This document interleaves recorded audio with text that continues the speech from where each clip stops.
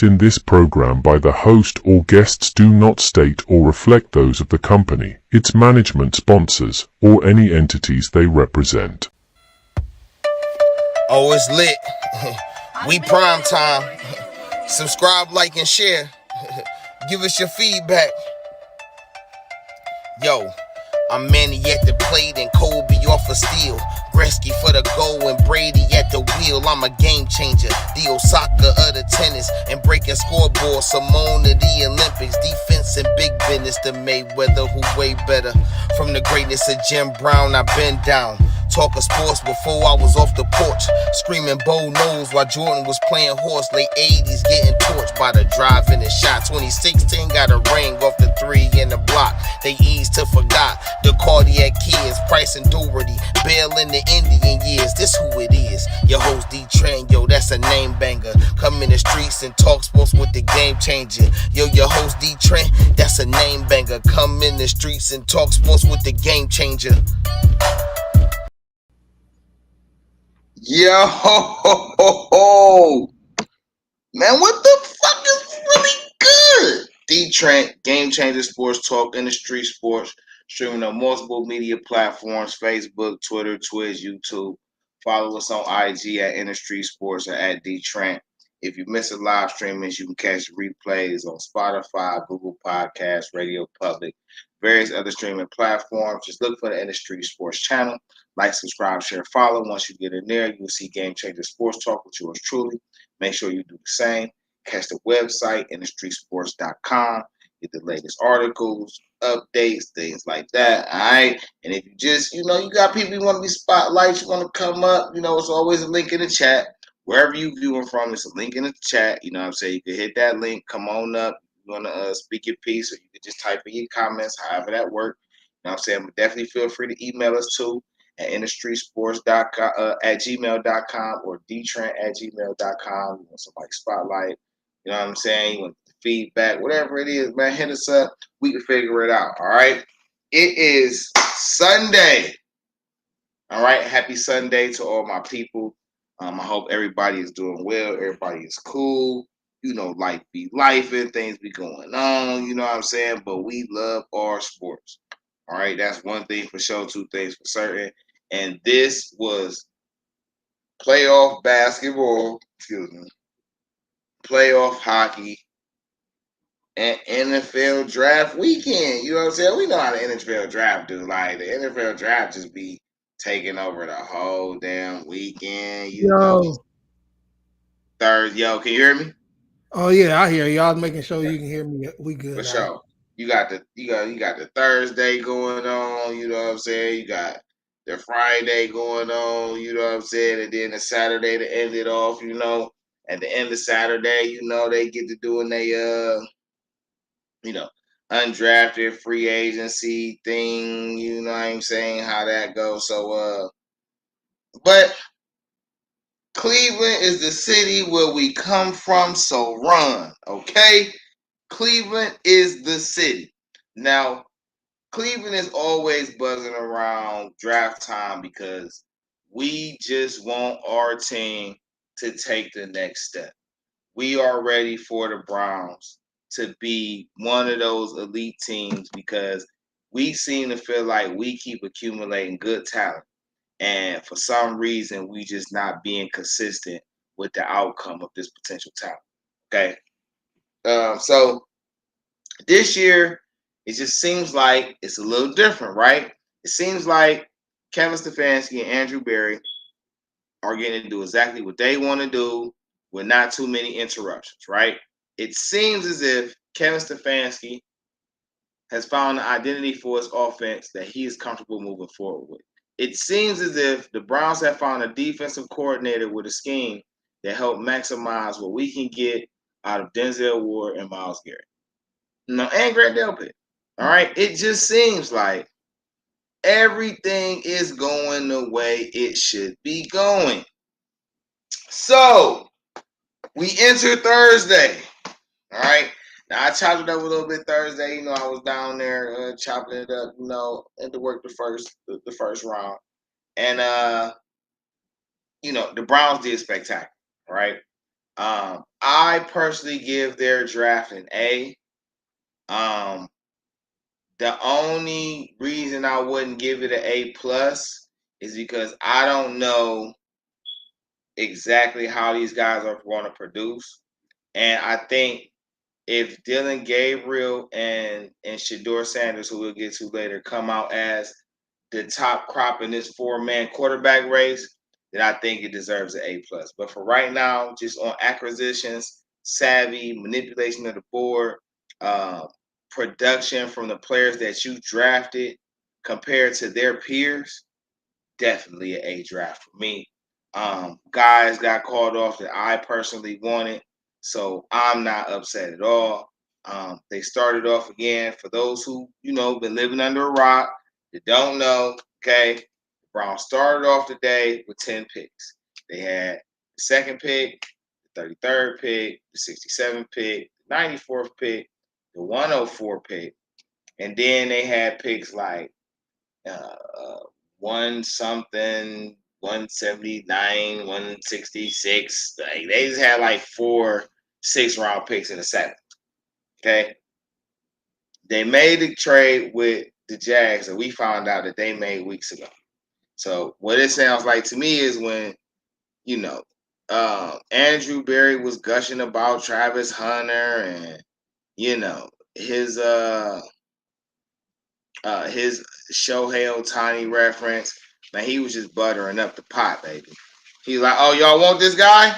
Oh, let me tell you what we think about this guy. Let me tell you how we view the young man and what we think he could potentially do if he's given the keys to, when you negotiating and you gotta butter up the pot. You gotta make it appealing. You gotta make them want to overpay. Like, oh, if this what you think about him, then maybe we ain't giving you enough for it, And they came out with the 32nd, the fifth pick, right? They traded the first of the number 2 overall. They got the number 5th overall, the 36th overall, and the 126th overall on top of a first round pick next year.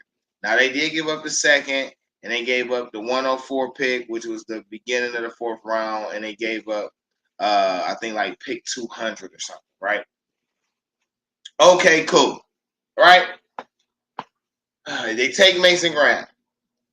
Some people were bitter. Some people were salty. Listen, Mason Graham is a stud. He has been one of the more dominant interior players in college football over his last 3 seasons. Okay?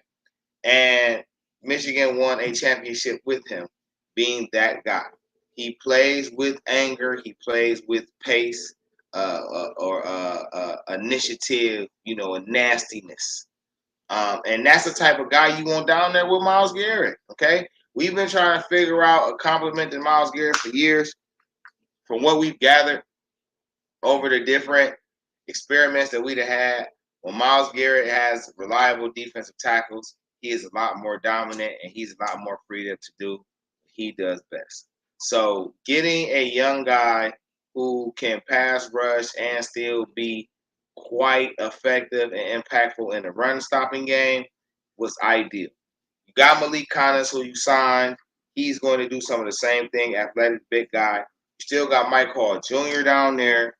Isaiah McGuire has elevated his game. Alex Wright has just been getting better every year since we drafted him.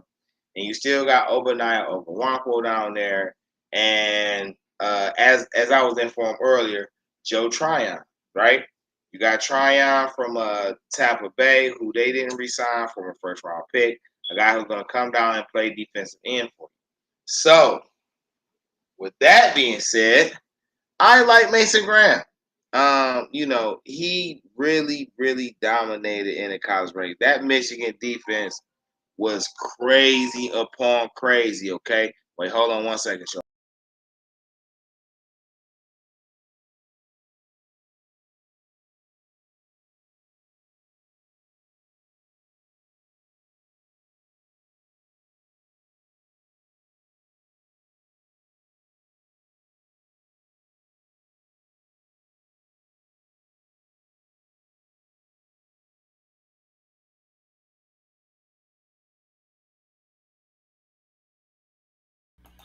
Trynt stepped away for a second. He'll be right back. Anybody that's tuned in, appreciate y'all. And either hit the chat, leave your comments, how y'all feel about this draft, what's your team, or hit the link and come on and join the chat. I mean, join the live stream. You ain't got to get on the video. You ain't got to get on the camera and show yourself. You don't want to.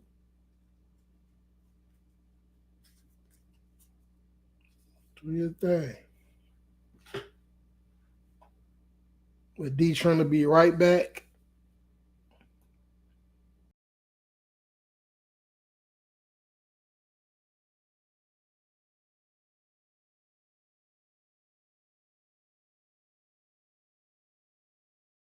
Okay. I appreciate you all holding on for a second. I had to step away for a second. You know what I'm saying? I'm right back, ain't cheap. So as I was informed, like I was saying, Joe Trynt is going to play that defensive end position. And that's cool, right? So that's what we did with the first pick. And I like it, right? You get a stable in that defensive line room to go with Miles, a young guy who's going to be there for the rest of Miles' contract. You got a guy last year who's going to help. You signed a vet this year that's going to help. You got a few defensive ends that's been on your roster and in your system for a few years that's going to help. There's some continuity there. And they say they want to rotate 6 to 8 guys on that defensive line, which tells me that defensive ends and defensive tackles are all in the same category. So if they say they wanted to keep 6 to 8, I'm going to keep them. I'm going to say 8, right? Which gives more flexibility to the linebacker room, right? Now, this team is not known for caring about the linebacker position, and they addressed that with their 33rd pick. They drafted Carson Schlesinger from UCLA, a walk-on who earned his way up the ranks, and last year he had 90 solo tackles. He was really good in pass defense, had a few interceptions, had about 16 tackles for loss, about 6 sacks. He has all of the natural movements, and he pops off tape. I like this pick. My favorite 2 positions on the field is middle linebacker and running back. Okay? Those are my favorite 2 positions. All right? Those 2 positions dominate the game and impact the game like no other position. All right? That is my opinion. And when you have those 2 things on your team, you're always in a position to be dominant because you're basically controlling the trenches. You know? And Carson, I think about him and what Carson might be able to do, with JOK returning. Look how fast he get back there in that backfield, boy. What he might be able to do with JOK returning and what Jerome Baker provides this year. He's going to be around veterans like Jordan Hicks and Devin Bush. And I think that's just going to really add to his development, his knowledge of the game. He's got a defensive coordinator who really knows how to basically get the most aggression out of the players, I would say, the aggressive side out of them. He's down there with Miles and them. I think, and he's as labeled as a leader, and that's something that this defense needs. A leader in the middle. Shout out off the clock, man. I'm not talking to my homies, bro. So I really like this pick.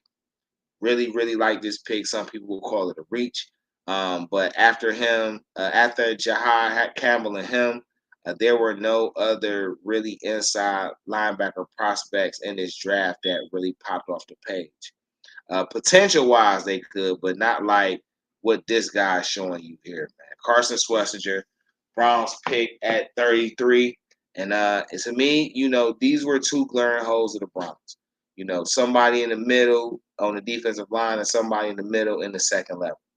And they answered both of those questions. So now we just got to see if these guys can produce to the potential that we feel like that they can do.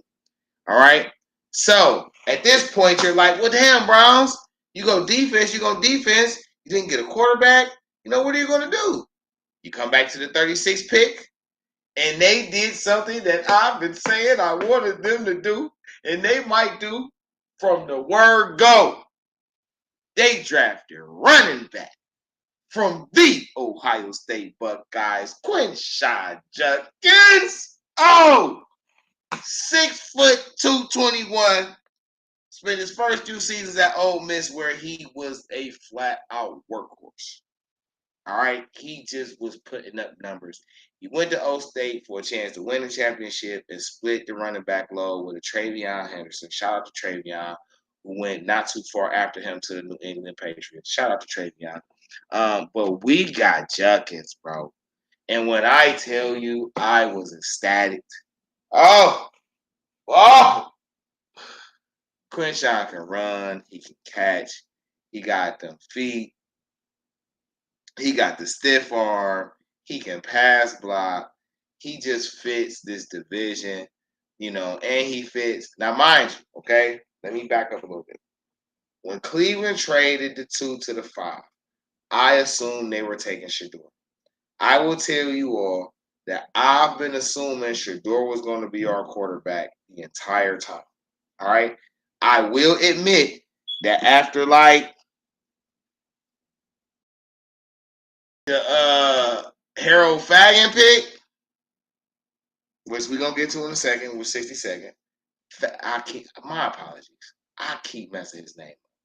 Harold Fannin Jr. Okay. My apologies. He's such an incredible talent. All right. But we're gonna get there in a second. So you get Judkins, right? And what I like about Judkins is Judkins doesn't stop you from bringing back Nick Chubb. It does not. I don't think this team, in the way to maximize the Fantasy's offense, it fits for them to have a traditional fullback because ideally your fullback needs to be a weapon. This is where I like the 67th pick, Harold Fannin Jr. from Bowling Green, because he's 6'4", 230. So he's built big enough to play in the trenches, but also play out the backfield, but he's athletic enough to play in the space. So using him as an H-back slash, fullback, H-back slash second tight end slash slot threat is ideal. That is the one guy that you can put in motion every play to create a mismatch, especially for, what Jerry Jeudy is turning into a receiver and the name that David Njoku is making for himself at tight end. I think he's a perfect complement. And if you're going to run a play action, play action running, downhill running, play action zone run, play action type of scheme, I think Daryl Fannin being your third target works out greatly because of so many places you can move him around the field. And also gives you a reliable, threat to bring in when you need to give David Njoku a rest. I do think they will still bring in another tight end. I still like Trynt from last year. I like the Mitchell Payton that we had. So, we've had guys in this system for a second that I wouldn't mind seeing getting a chance, especially for the setup that I'm going to get to in a second. All right. Trynt, Game Changer Sports Talk, streaming on multiple media platforms. All right, you got the link in the chat if you want to come up here, chop it up, get up here with us. Come on through, you feel me? We don't bite. We definitely chop it. So, okay. This running back room with Quinshon. Back up.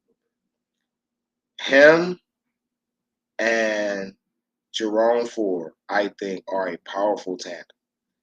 Some people not high on Jerome Ford. They, I don't know, he's going to do anything on it, and that's fine. That's okay. But I like Quinshon paired with Jerome Ford. I think the potential of what they could do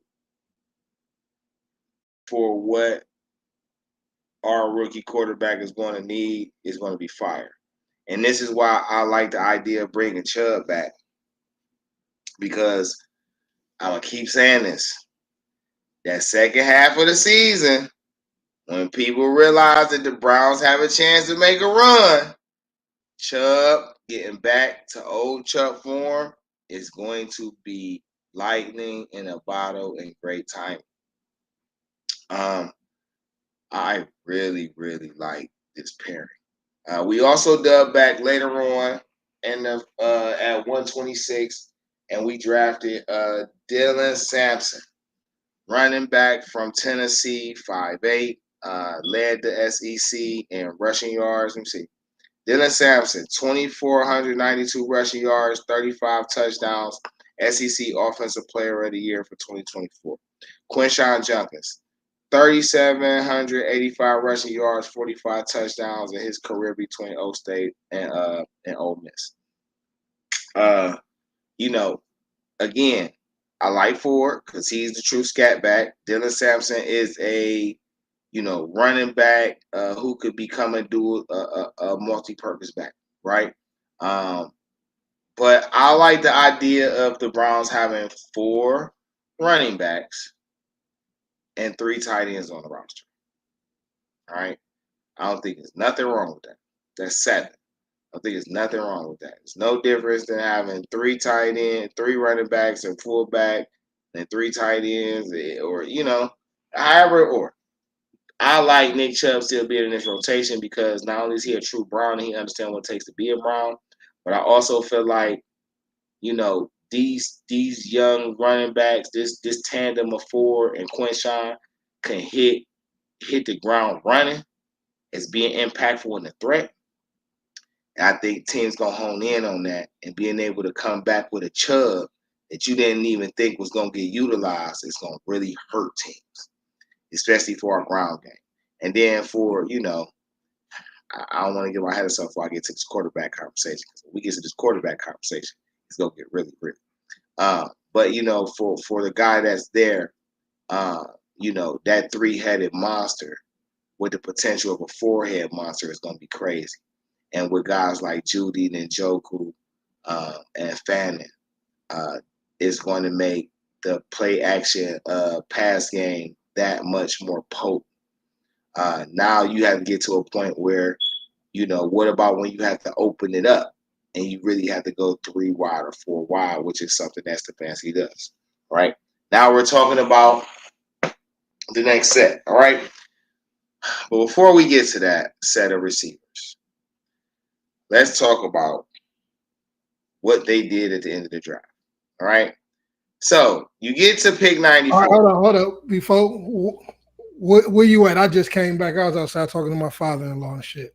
Okay, that's cool. I'm right now. I just talked about our draft pick still. Yeah. So I'm just now about to segue to the quarterback part of the draft. Literally. Okay. You know what I'm saying? I talked about, the running back game and how it could, but I strayed away from talking about the quarterback because that's a whole thing. But I just highlighted. Did you talk about our first pick yet? I did. I You talked about Mason. I talked about Carson. I just got finished talking about Judkins and how it ties in to Fannin and the play action pass game and stuff like that. Fannin, that's one of my favorite picks. Besides, talk about it. Oh no, man, I'm just happy. I'm just happy we got, and the Shedeur was the cake, man. Was the icing on the cake, man. That ended it off right. But no, I'm gonna let you continue doing your thing before you even get to the quarterbacks. But yeah, that's because that's where we headed right now. Overall, it's definitely so far as an A. I'm gonna give it an A. That's what I said for sure. So we get to pick 94. Now I wanted the TCU receiver Savion Williams. I was perfectly okay with the Browns not taking a quarterback in this draft. I was okay with it. If you don't believe in a guy, don't draft him. If you're not going to give a guy a full chance to earn his spot, don't draft him. I don't like people wasting talent or biting their nose to spite their face in a sense. I don't like that. Let these guys figure out, put these guys in a position where they could showcase where they could be useful, the most useful and most impactful. And if it's not for you, it's not for you. It is what it is. So, but we get to pick 94. I want to Savion. Part of me thinks the Browns want to Savion as well. He goes off to Green Bay at 90. I think Jalen Monroe was their second piece and their first quarterback that they wanted off the board as a consensus unit, front office and coaching staff. I said the same thing. I think Jalen just got taken from him. And he got took by Seattle. Seattle traded up to take him. So then you got to 94, right? And they draft Dylan Gabriel, quarterback from Oregon, UFC, Oklahoma, over 18,000 yards in his passing career, over 125 touchdowns. He's a very accomplished guy. Oregon was the number one consensus team for a large part of last year until they lost to O State in the repeat. And don't forget, they beat O State the first time. I think the only knock on Carson is his height and not his skill set. He does everything that you want a quarterback to do. Throw with anticipation, throw with pace, throw with ball placement and accuracy, poise in the pocket. He can do all of those things. He's a little older at like 24, 25, which is okay, right? Because he seems like a long-term backup. I also want you to understand that only the first three rounds of picks have guaranteed contracts. Rounds 4 through 7 are leaped together because none of those contracts are guaranteed. All right. So in my mind, to the Browns, the draft was over on Friday. All right. But I don't think they wanted to draft Shedeur with a guaranteed contract. Now, we'll get into the specifics of why all of that was a thing in a little bit later. But I don't think they wanted to draft him with a guaranteed contract, right? I don't think they wanted no automatic ties to him. Dylan Gabriel was a safe pick. It comes with no expectations, and it still allows you to draft a quarterback next year. Taking Shedeur Sanders with a guaranteed contract kind of puts you at him as your future versus the scenario they have now. So we end that day, Cleveland lit. Social media lit, Twitter lit. Oh, Shedeur still on the board. The Browns keep skipping him. Then they're going to take Dylan Gabriel. They a piece of POS. Oh, yeah, it was lit. We trying to figure out why he fall. Let's answer that question right now. There's a combination of reasons why I think Shedeur Sanders failed. I think the number one thing that made him fall was the way he handled the pre-draft process. I need all the prospects that'll ever hear this, and all the people who love football that'll ever talk to potential prospects to hear this, okay?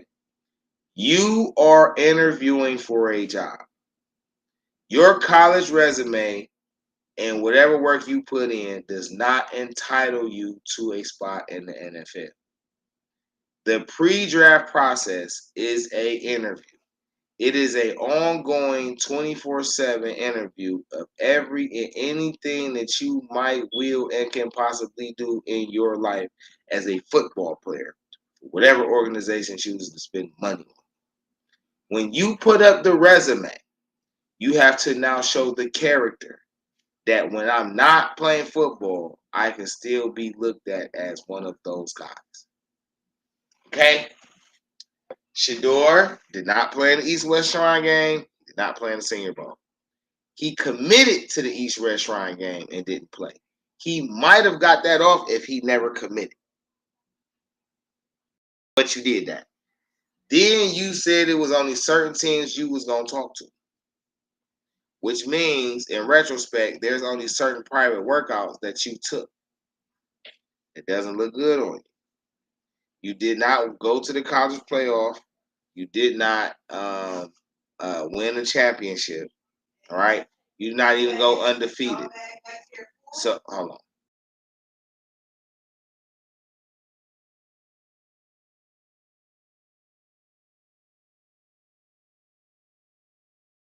So, all that trash.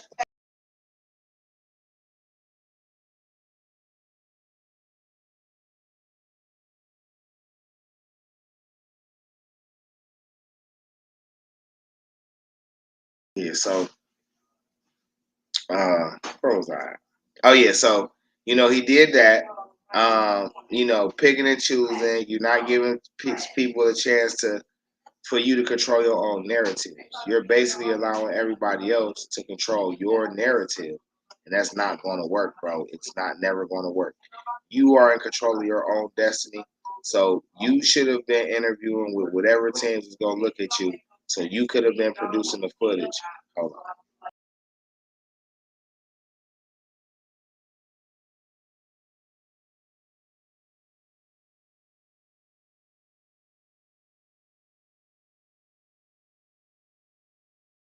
You know what I'm saying? So I think, you taking that route, making it seem like you were already there, everything was just already set for you because you had already just accomplished so much. And I think that hurts you more.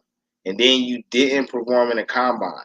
So they don't have no type of real measurements for you. No athletic measurements. None of that. And people, a lot of people feel like the combine is irrelevant. And it's really not, right? Could it be organized better? A little more, a little more black and white in some aspects? Absolutely. But it's not irrelevant, right? Everything you go through in the combine process is just about everything you will potentially go through as a regular football player in the NFL. The controversy, the rumor, the nitpicking on how good you are or aren't in whatever specific situations you may or may not come across. You know what I'm saying? Like, it's all you're gonna deal with. So he had another thing. You only play for your father. You've always started. So nobody know if you can handle adversity. Do you have the work ethic to come up from the bottom of the ranks and make it to the top of the ranks? Can you take direction from other people that is not your father? A lot of these things play a part. And whether you think it's fair or not, it kind of doesn't matter because you're not the one cutting the check. And when you're the one cutting the check, you want a person to perform the way that you feel comfortable with to be cutting them that type of check. It just is what it is. So I think that played the biggest part. I think Dion trying to throw his cachet around didn't help either. And I think Dion trying to be their agent on top of be a college football coach and their father didn't help either. So, but even with all that being said, I genuinely feel like Shedeur was just given the best room of success. Hold on. Wait, hold on. Let me get your feedback on Shedeur right quick, bro.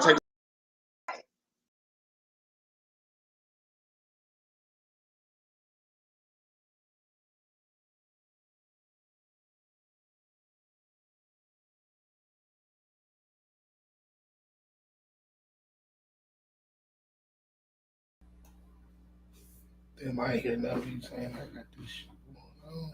What did he say? He was talking about Shedeur? I got so much going on over here.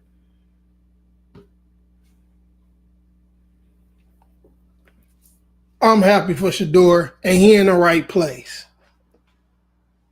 I'm happy for Shedeur. He in the right place. You feel me? He in the land.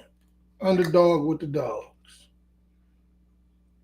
Whatever happened is done and done, and we moving on. We moving on to become legendary.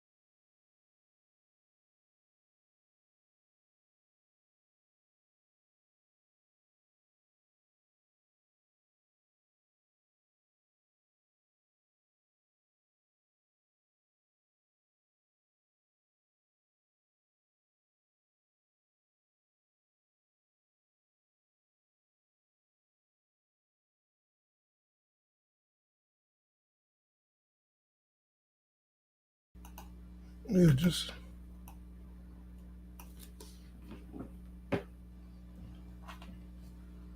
just call me when you get in the back. Are y'all pulling up? Yeah, because I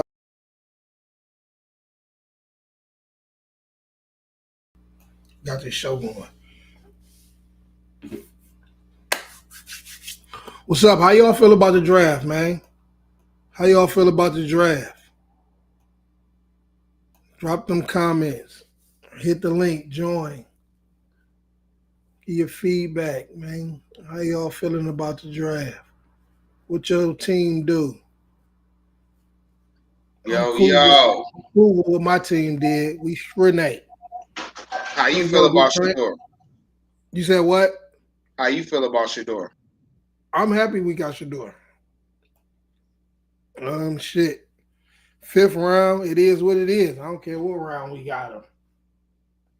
He'll hold that down, and whatever happened, the past is the past. We moving on, you know. And maybe it's good he didn't go earlier because we probably wouldn't have him. So it is what it is, you know.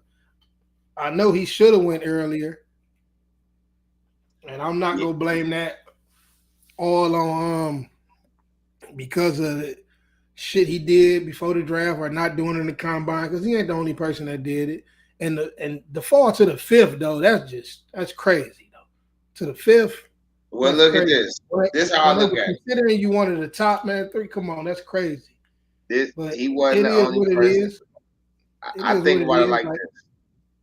I think about it like this, bro. You got blessed.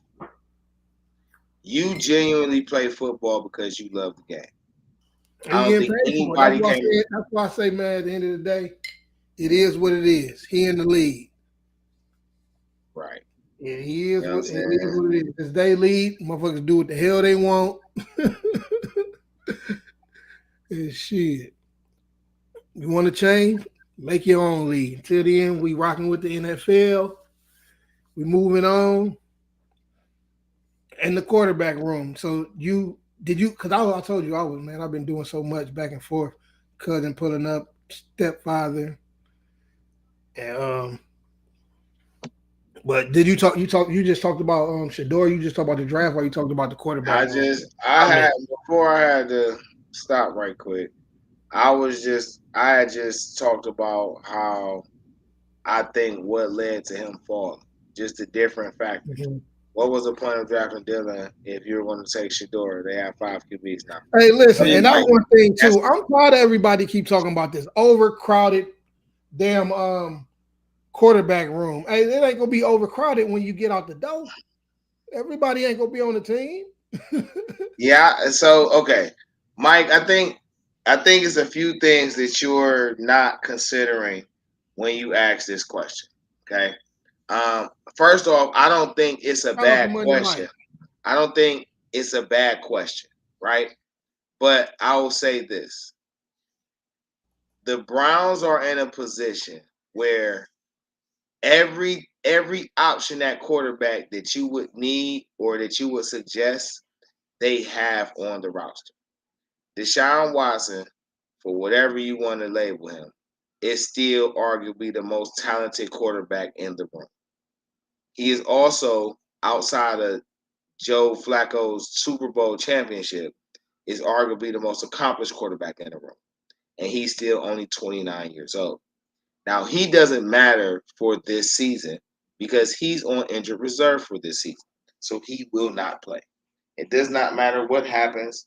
Deshaun Watson will not suit up for this season. All right. You come into the season with Kenny Pickett and Joe Flacco. And for most of us who love football and understand the game, we know it ain't no way in hell that they were going to pin their whole season on those two. Now, it was a lot of quarterbacks in this draft, but only one quarterback was a consensus for surefire great pick, and that was Cameron Ward, and he went first. Everything about Shedeur's potential is up in the air. And there's nothing wrong with people saying that because it's true, right? But if you don't fully believe in a quarterback, you don't take him with a guaranteed contract. Taking Dylan Gabriel first guarantees you a backup. Regardless of what you want to say about Dylan Gabriel, he's accomplished, he's proven, and he can at least serve as a serviceable backup for years. All right? Kenny Pickett is not going to be your long-term backup. He's probably not going to even be your quarterback. Joe Flacco, at 40 years old, on a one-year contract, is not going to be your long-term solution. It's not guaranteed he's going to be your quarterback for the entire year because he doesn't usually stay healthy for an entire year or stays consistent enough to where you don't think about benching him for an entire year. Do you think Kevin Stefanski really wants to go through that? So, fortunately for him, he was able to potentially draft his long-term backup and his potential franchise guy in the same draft. You needed Dylan Gabriel because you needed two quarterbacks anyway. You're going to need two quarterbacks anyway. It ain't no different than you that took Shedeur this year and still took a quarterback next year. It's the same difference. All right?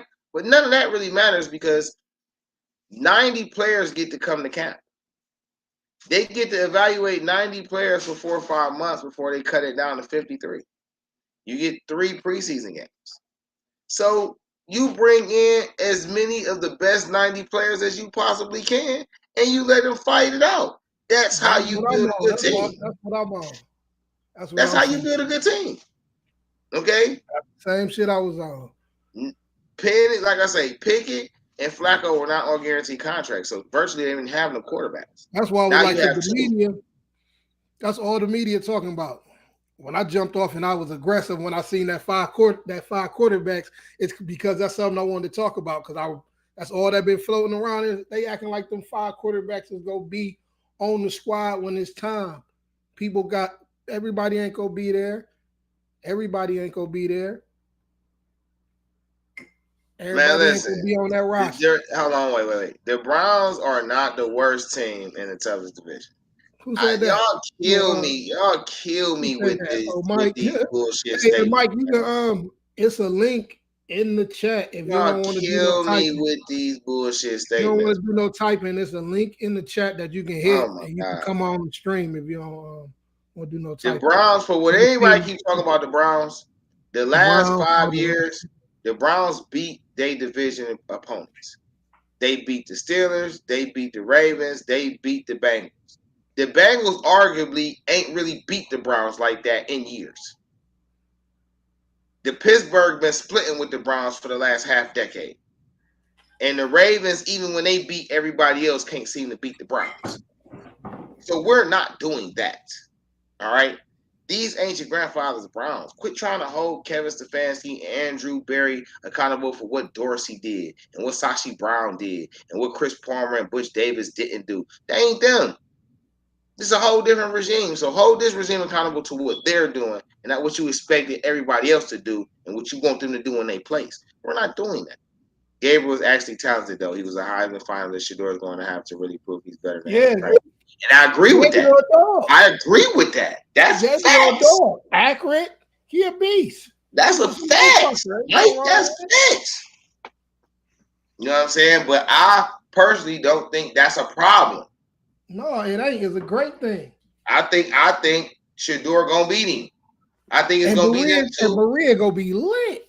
Listen, Deshaun Watson not a factor till next year. So let's just say Shedeur, it ends up being Dylan and Shedeur, and somebody comes in not fully healthy, right? Deshaun Watson still come back healthy.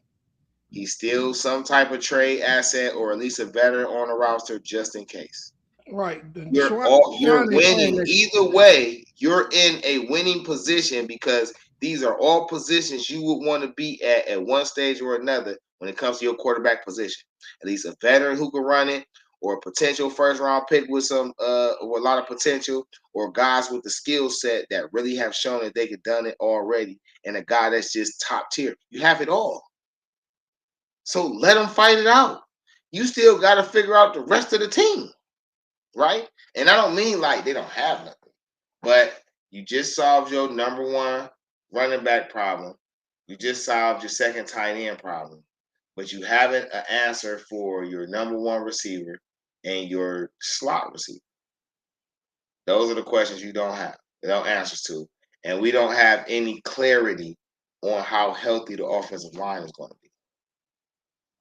You know what I mean? So with that being said, Cleveland is one quarterback away from dominating the entire AFC conference.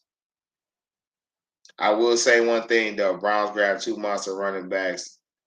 The draft, both of them are very explosive runners. That's a fact.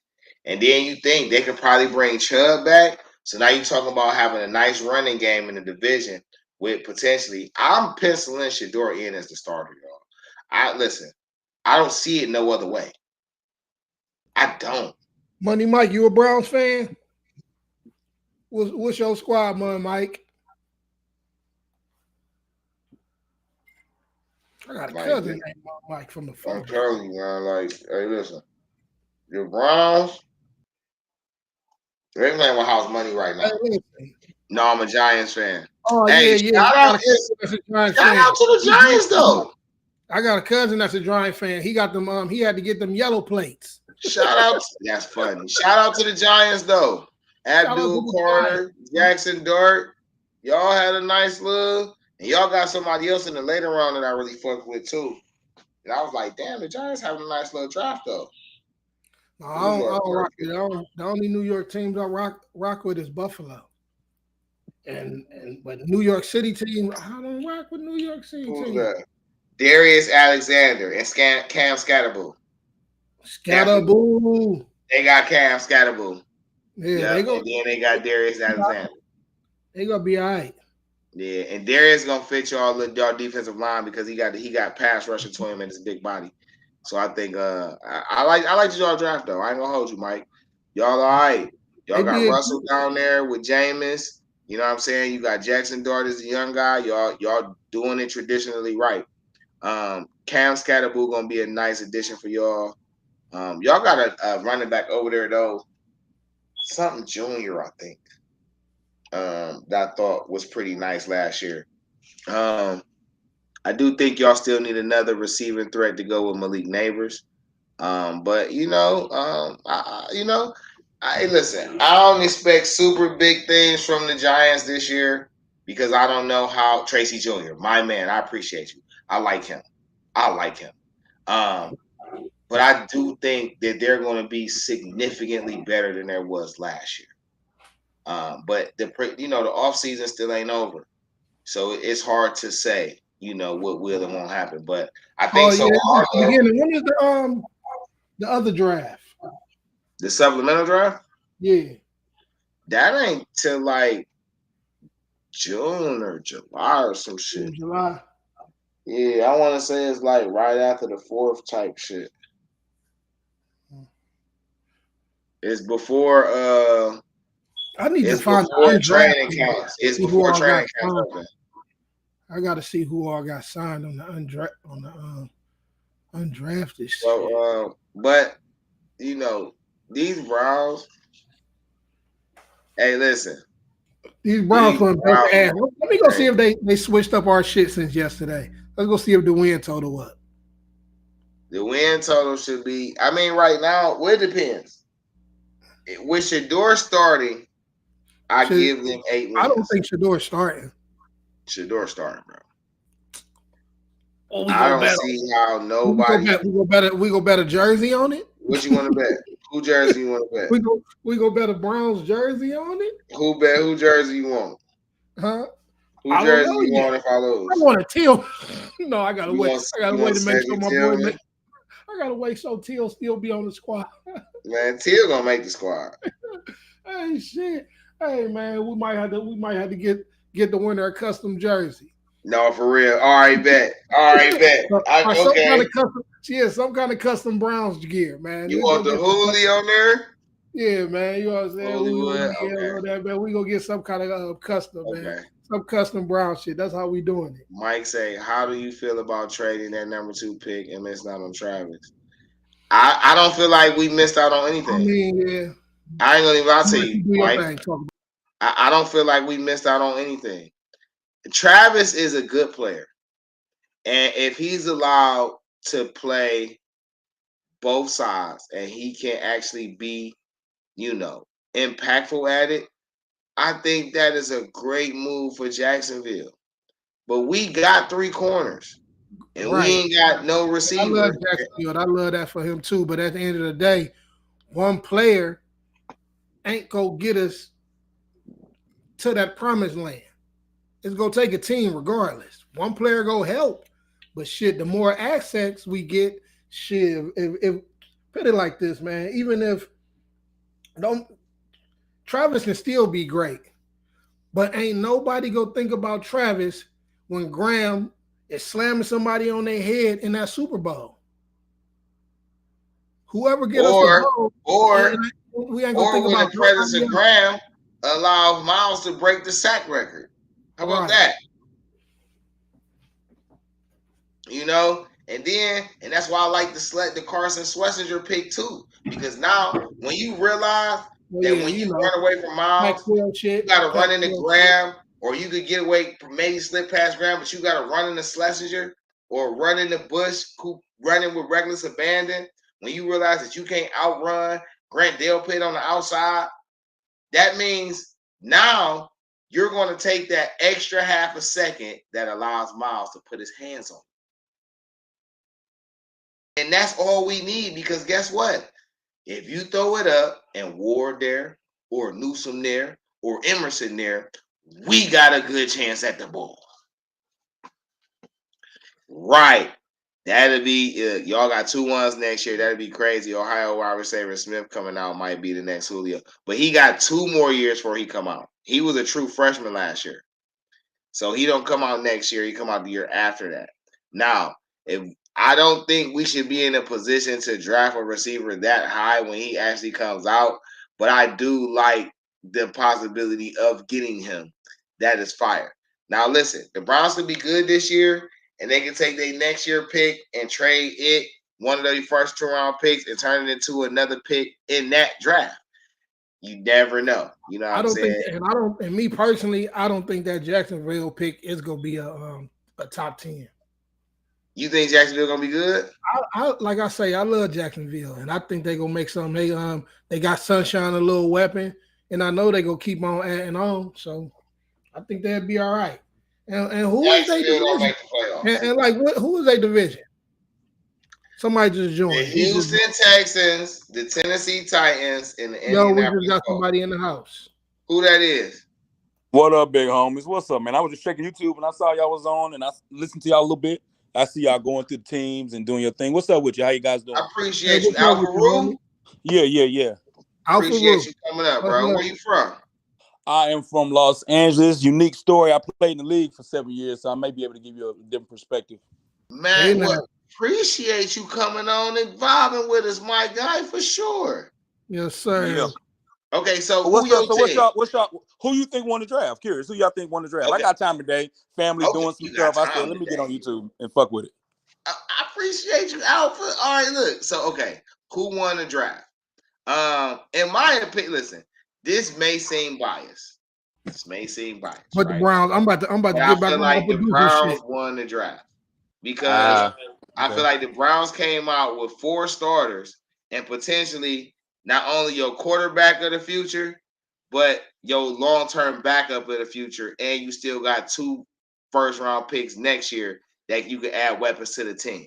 So I feel like that. I don't know how many teams actually came out with potentially like 5 impact players.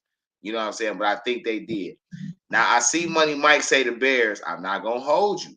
I do like the Bears draft all up until after Shamar Turner. Okay. I like the Shamar. I like the offensive tackle. I think Luther Burden with Coast and Loveland and go with Caleb Williams was fire. But everybody after that, I'm suspect on. What's your thoughts on Pittsburgh? I think Pittsburgh nailed it. So, okay, let's go. Now that's a rival. Damn, I gotta talk fairly about. No, I mean, just talk facts. I think. No, it's cool. Yeah. I gotta talk fairly about a rival. It's cool. I don't mind it. I may not like it, but okay. Derek Harmon was a very, very nice pick.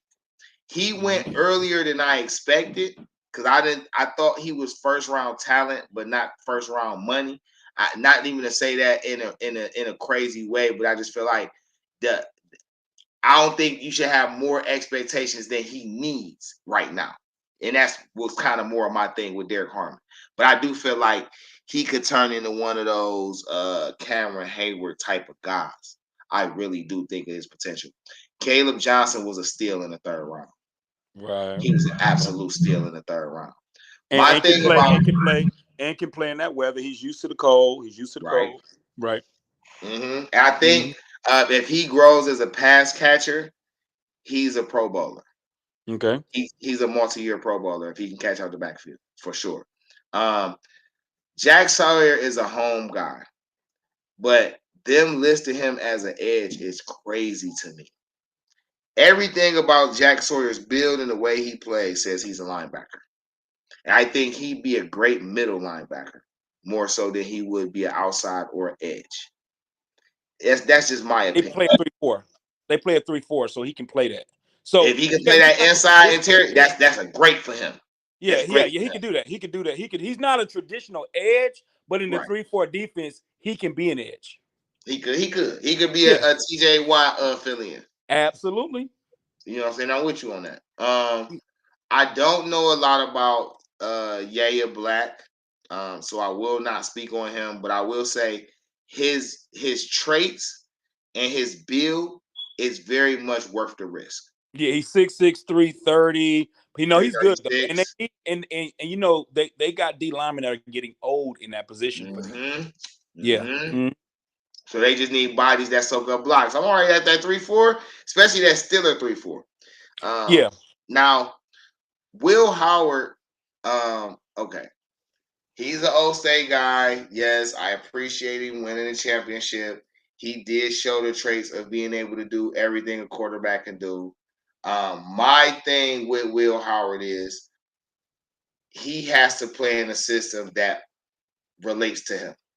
And I do think what the Steelers like to do relates to him. Absolutely. So for them, he a good pick. I don't think he's better than Mason Rudolph. Okay, but this is the problem. Okay, so you are a Cleveland Browns fan, correct? Absolutely. Okay, so let's talk about the conference. And this is I kind of wanted to cook on here because I played. I ain't gonna too much information, but I was there with Romeo Cornell's first year. So this is the thing with that particular conference when it comes to the Cleveland Browns. In that conference, would you say that you need a strong arm quarterback because the weather's bad and everybody's outside? No. Whoa. Wait. I'm gonna tell you why. Because when you asked me that question, I assumed that it said that is a number one trait. Not the only trait, but the number one trait for a quarterback to survive in this division. And I don't think so. I think for the Browns, your quarterback has to be smart first. Like the quarterback for the Browns has to mentally be able to picture the game. Because here, we always in some type of weird ass circumstance. I don't know why. But we always in some type of weird rinky-dink where you gotta kind of think outside the box on the fly. So that's why I like Shedeur, because I feel like he's a let me read the field and make my decisions versus let me just do shit because I can type of quarterback. You know what I'm saying? But you definitely got to have some type of arm here for sure. Wait, am I out? What happened? Alpha? Oh, he might have got a call. My bad. I think this thing when my phone goes to another screen, it doesn't allow me to talk. But when you in this particular conference, I agree with you. If you have an average arm to below average arm, you have to be very mobile. You have to be able to get out of stuff because you're not going to be able to use your arm in certain situations, certain weather, different things. All the successful teams in this conference, you either had a quarterback that can run or you had a quarterback with a very strong arm due to the weather. Not both. Facts. Okay. Boom. I got you. Now, another thing you have to be in this conference is you have to be you have to be comfortable in a pro style offense, because in this conference they tend to not be so much high powered, but they really focus on minimize the teams that win in this conference minimizes their turnovers and relies on the running game and relies on defense. That's the teams that win this conference, and they've done that for the last 30 years. Minimize turnovers, rely on the running game, and make sure you can play in a pro style, protect your quarterback, because most of the teams got good defenses. Whether it's the Browns even have a really good defense. They've had a good defense for quite some time.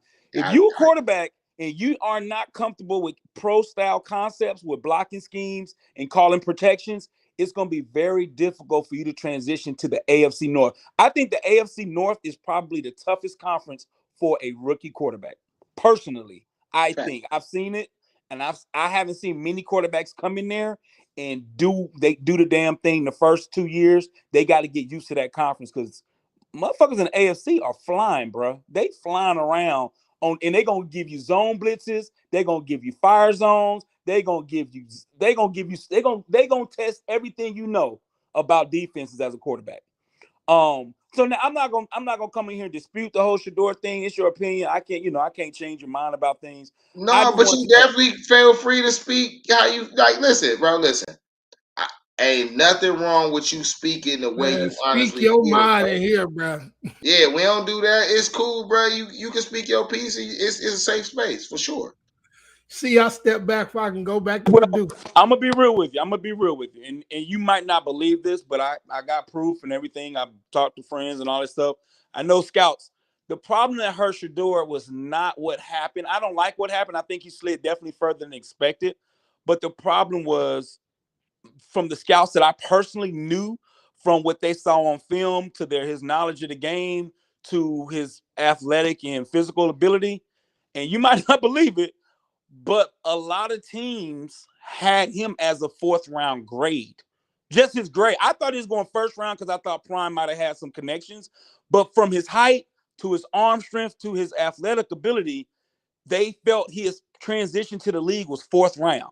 That's who he was. Like the Danny I heard that a Warhols. lot, though, Alpha. I ain't gonna hold you. I heard that a lot. I'm trying, and that's the part that's, I think if people like Will Howard people, they're happy he got drafted because they didn't have expectations of 1st round. Shedeur people are mad because they have expectations of him going in the 1st round. That's really, even though Mel Kiper said 1st round, the scouts were saying 4th round. That's just what it was. And that's the part that I hate for him. Sometimes you can overpromise and underdeliver when you really want to overpromise, and you want to underpromise and overdeliver. So that's just the pure fact. I think Shedeur would be good. I don't like the situation. He's a 5th quarterback, and you drafted somebody in the 3rd round. I'm gonna tell you this: Dylan Gabriel's going to be there. He's not going anywhere. When you draft the 3rd round quarterback, he's not going anywhere. That contract's still guaranteed. Yeah, I'm here. And his signing bonus, he's not going anywhere. He's not going anywhere. He's there. And Flacco's going to be there. I know 2 quarterbacks for sure. I'm not counting Watson because I think he's going to be done for the whole year. Yeah, he's on IR for the year, so he doesn't count. But Flacco and Dylan Gabriel are there for the entire. They're there. They're not going anywhere. They're not. Now the question is for Shedeur, because that's pretty much Can he beat out Kenny Pickett? Yeah, well, okay. Well, Kenny, okay. Man, this is where it gets tricky. Most NFL teams do not have 2 rookie backup quarterbacks. They don't. So the question is, do we keep Pickett? Do we keep Pickett and put Shedeur on practice squad? What do we do? What do we do? Because I know Dylan's going to be here, and we can't put him on practice squad, because to put anybody on practice squad, you got to cut them first, and hopefully they survive, so then you can put them on practice squad. You're not going to cut your 3rd round draft pick. You're not going to cut him. Then the next question is, okay, so what do we do with Pickett? I don't want 2 rookie backups. So I just think the situation for Shedeur is a bad situation, bro. I think he's more talented than 5th round. I just think it's a bad situation. I don't know how he's gonna get the reps. When is he getting the reps? Okay. So wait. First off, I genuinely appreciate your engagement and the jewels you dropping, because I'm listening. You know what I'm saying? Not even just listening to respond, like I'm listening to learn too. I'm gonna do a Right. station identification right quick. Trynt, Game Changer Sports Talk, Industry Sports, streaming on multiple media platforms: Facebook, Twitter, Twitch, YouTube. Follow us on IG at Industry Sports or at Trynt. If you missed the live streaming, you can catch the replays on Spotify, Google Podcasts, Radio Public, and various other streaming platforms. Just look for the Industry Sports channel. Like, subscribe, share, follow. Once you get in there, you will see Game Changer Sports Talk with yours truly. Make sure you do the same. We chopping it up about the review post-draft for the Browns, sitting up here with the big homie Alpha Rule coming in to share some of his knowledge and his expertise about the sport and things that he know. And we, right now, we're just talking about Shedeur right now and what we think his situation is. And is it, well, it sounds like Alpha's on the side of they don't think they set him up for success. I'm No, on a different page than that. Okay, so this is how I look at Alpha. It ain't about the money. It's not about the money. The Sanders are not broke. It's not about the money. So to me, Shedeur genuinely plays football because he loved the game. That is something that you rarely find in every quarterback, is that they love the game, right? He has a natural skill set that will allow him to thrive and get better. That's something you can't teach. You either have it or you don't, all right? In this situation for me, you get to come in and focus on football. You don't have no expectations. You get to write your own ticket, right? You're not worried about money. So you literally get to write your own football ticket, which most, I think, I feel like, and I'm from the outside looking in, I feel like most GMs or owners might not have felt like you got a chance to do that. You just been riding the Sanders coattail the whole time and not the Shedeur coattail. So I feel like, wait, hold on 1 second.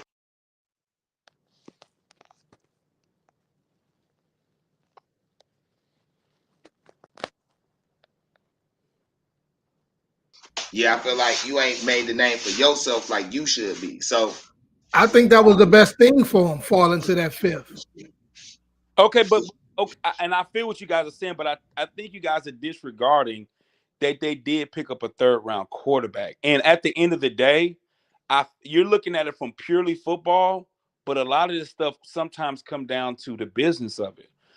Dylan Gabriel is not going anywhere. So then when it comes down to numbers, because you guys know in the NFL, there's only a certain number you can keep. You can't, it's not like college. You can't just hoard and keep people. You have to look at, do I need this fifth receiver or this sixth receiver because my guy is banged up? When it comes down to the last part of that roster, which he's going to be near the end of the roster regarding the numbers. He's going to be in that 50, that 45 to 55 range. 45. Like, yeah, I got you. Yeah. Them last cuts. So what I'm saying, this is what I'm saying. This is all I'm saying. From the business side and from what happened to him. Now, if he was drafted 5th and they did not draft a quarterback, I'm with you. If he was Will Howard, I'm with you. But the situation he's in is not Will Howard's situation. They got a third round quarterback that ain't going nowhere. That's what I'm telling y'all. Be prepared. Be prepared. Alpha. But so let me clarify this, okay? I don't have a problem with them guaranteeing Dylan's contract, because in my mind, very rarely in any football situation where you might have a chance to find your long-term backup and your franchise quarterback in the same draft. That does not happen. You rarely get that chance. On top of, you still got one for show veteran and another potential. So in my mind, listen, if he don't win a job, it ain't the end of the world. But if he does, oh yeah, but that's for anybody. A Dylan fan could say the same thing. He ain't gonna win the job, but if he does, I get you. That's anybody, my brother. Hell, but I don't think Dylan has the ceiling that Sanders has as a franchise quarterback. That's where I differ at. I think Dylan is a long-term backup, and he's a steady, the emergency quarterback for us. That third quarterback I think that's a great spot for him. And I think Flacco will end up being the backup if he don't start the year and then Sanders take over. But that's just my high hopes for Sanders. No. I agree with you. But the people are confused when they said his interview went bad. It wasn't that his interview was bad because he was being cocky. His interview went bad because he wasn't exposed to NFL concepts. That's what scared teams. Being cocky is not going from, it's not going to put you from the 5th pick to the 5th round. But going from the 5th pick to the 5th round is you don't understand the blocking schemes. You guys never checked and did option routes. Wait a minute. So how do you recognize the double high safeties and split coverages? Okay, what do you guys do when you put a guy in motion? Oh, we don't put guys in motion. Okay, so then how do you recognize when they started asking him those questions? And I personally know this. When they started asking him questions, what scared the shit out of them was whatever they were running in Colorado, he didn't do none of that NFL shit.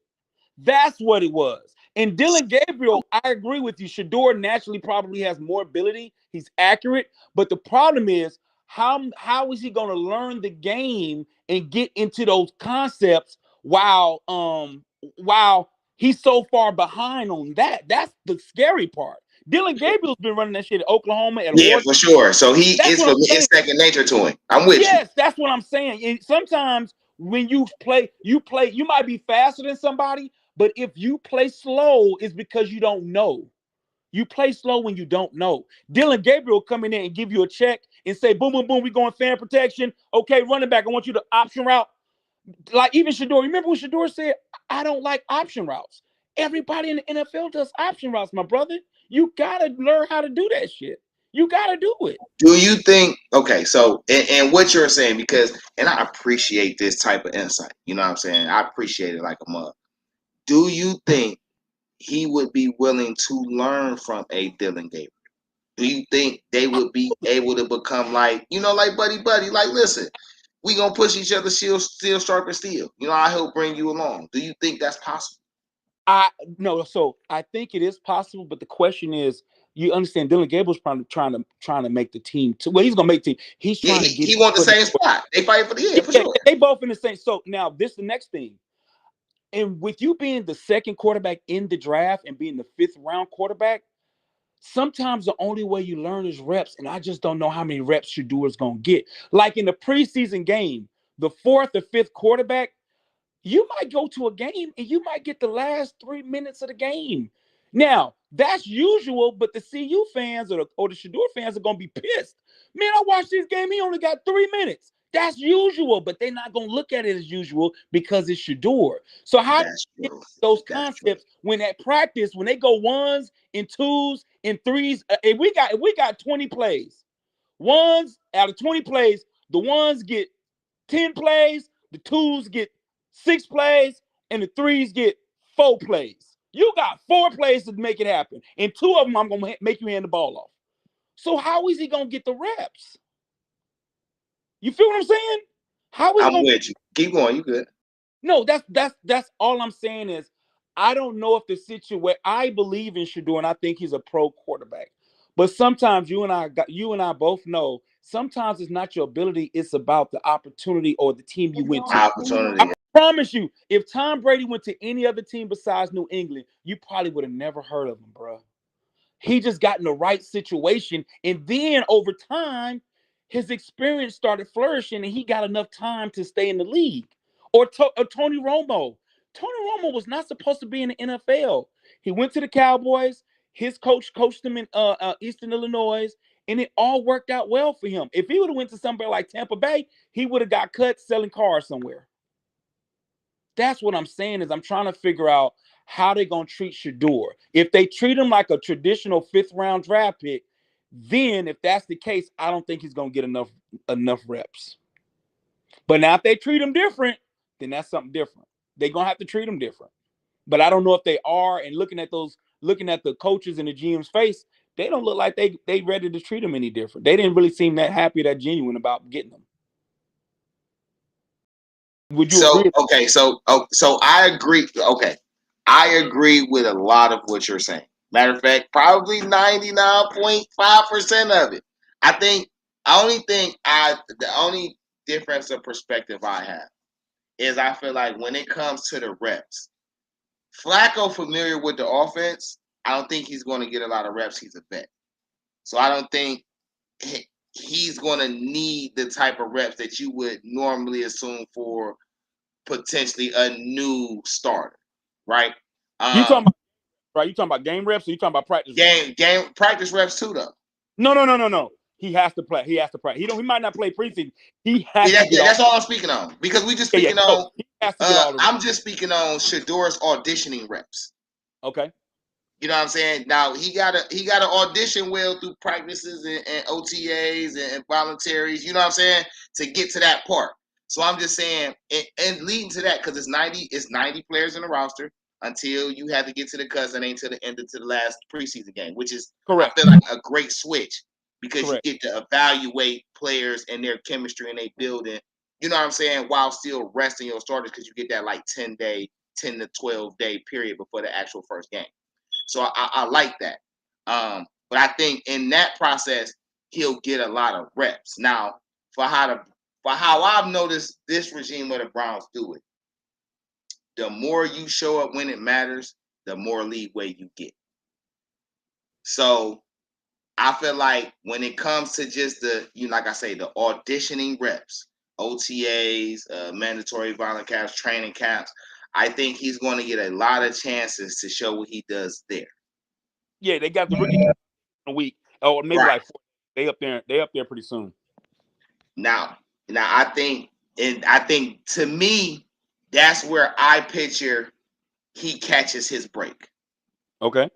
You know what I'm saying? Oh, they get him in, they get to see how he moving with the team, how the offense move under him, how certain players rock with him, the chemistry, and I feel like that is going to help propel him. On top of his willingness to study, he gives me every bit of a vibe of a true student. Okay. You know what I'm saying? I don't know how true it is, but I'm just saying because I don't know him personally. But he gives me the vibe of somebody who like, oh, this how you do it? Oh, this how I can master it? Oh, let me get into this right quick. You know what I'm saying? And really buckle down to it. And being that the way Trav is and they was homies, it's hard for me to not believe that that's possible. That's cool. So I got. good. I Okay, got. so I think, like I say, audition and reps, yes. But I ain't got that far to the preseason yet because we ain't got, you know what I'm saying? But I personally just feel like if he's definitely given a chance to showcase and do what he do, I don't see how he don't win. And that's the point. I'm not questioning if he can do it. I'm just questioning the reps because that's the thing he can't control. If it's something he can control, I got you. But we're talking about stuff he has no control over. That's the point. That's scary for him. So I was chopping it. Let me ask you how you feel about this.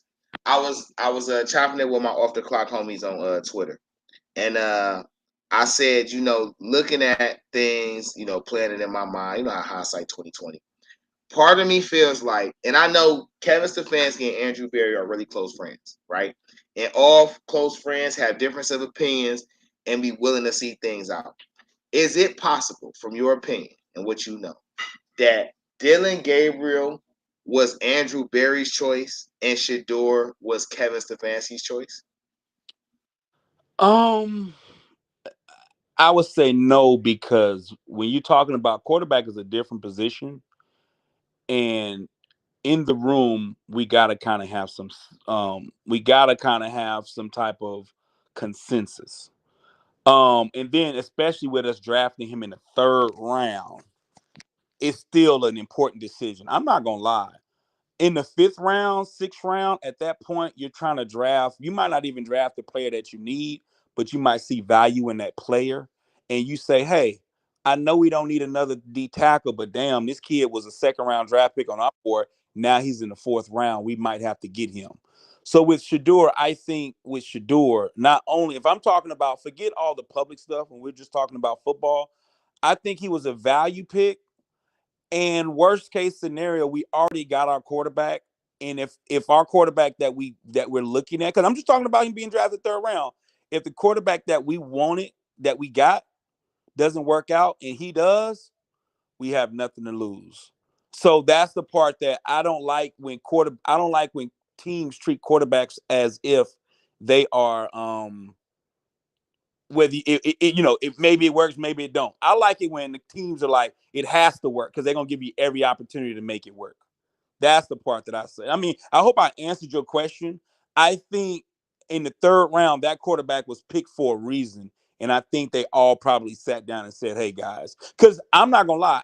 I don't think Dylan Gabriel's better than Shedeur unless Dylan Gabriel is comfortable with the NFL concepts. And I'm pretty sure he is. He played for a lot of teams and was very successful for a lot of big-time coaches. So I know he's been introduced to some of that stuff. But I just don't know. I don't want to say one guy was another coach's and the other guy was the other coach's. Nah, they knew what they were doing at 3. I don't think they thought Shedeur was going to be there at 5. So if that's the case, when they made the first decision, it had to be consensus. They didn't think Shedeur was going to be there still at 5, but everybody else skipped on him. All other 31 teams skipped on him. Do you think it's possible that the Browns had a feeling that they were the only team willing to draft him? So somebody's about to say something? I didn't hear you. Oh, okay, you can get it off D-Train if you want to. I just was trying to ask the question because I'm trying to. No, go ahead. Ask your question. About the reps. Yeah, about the reps. So, is that going off because he don't? Is that based off his contract why he won't get the reps, or because of where he draft? Because he don't have a guaranteed contract, or because he was drafted in the 5th round? Well, no. So every round you get signing bonuses. Nobody in the NFL get guaranteed contracts unless we're talking about, them second contracts, third contracts, then Deshaun Watson. But everybody even in the college. Now you might have the number 1 pick like Cam Ward.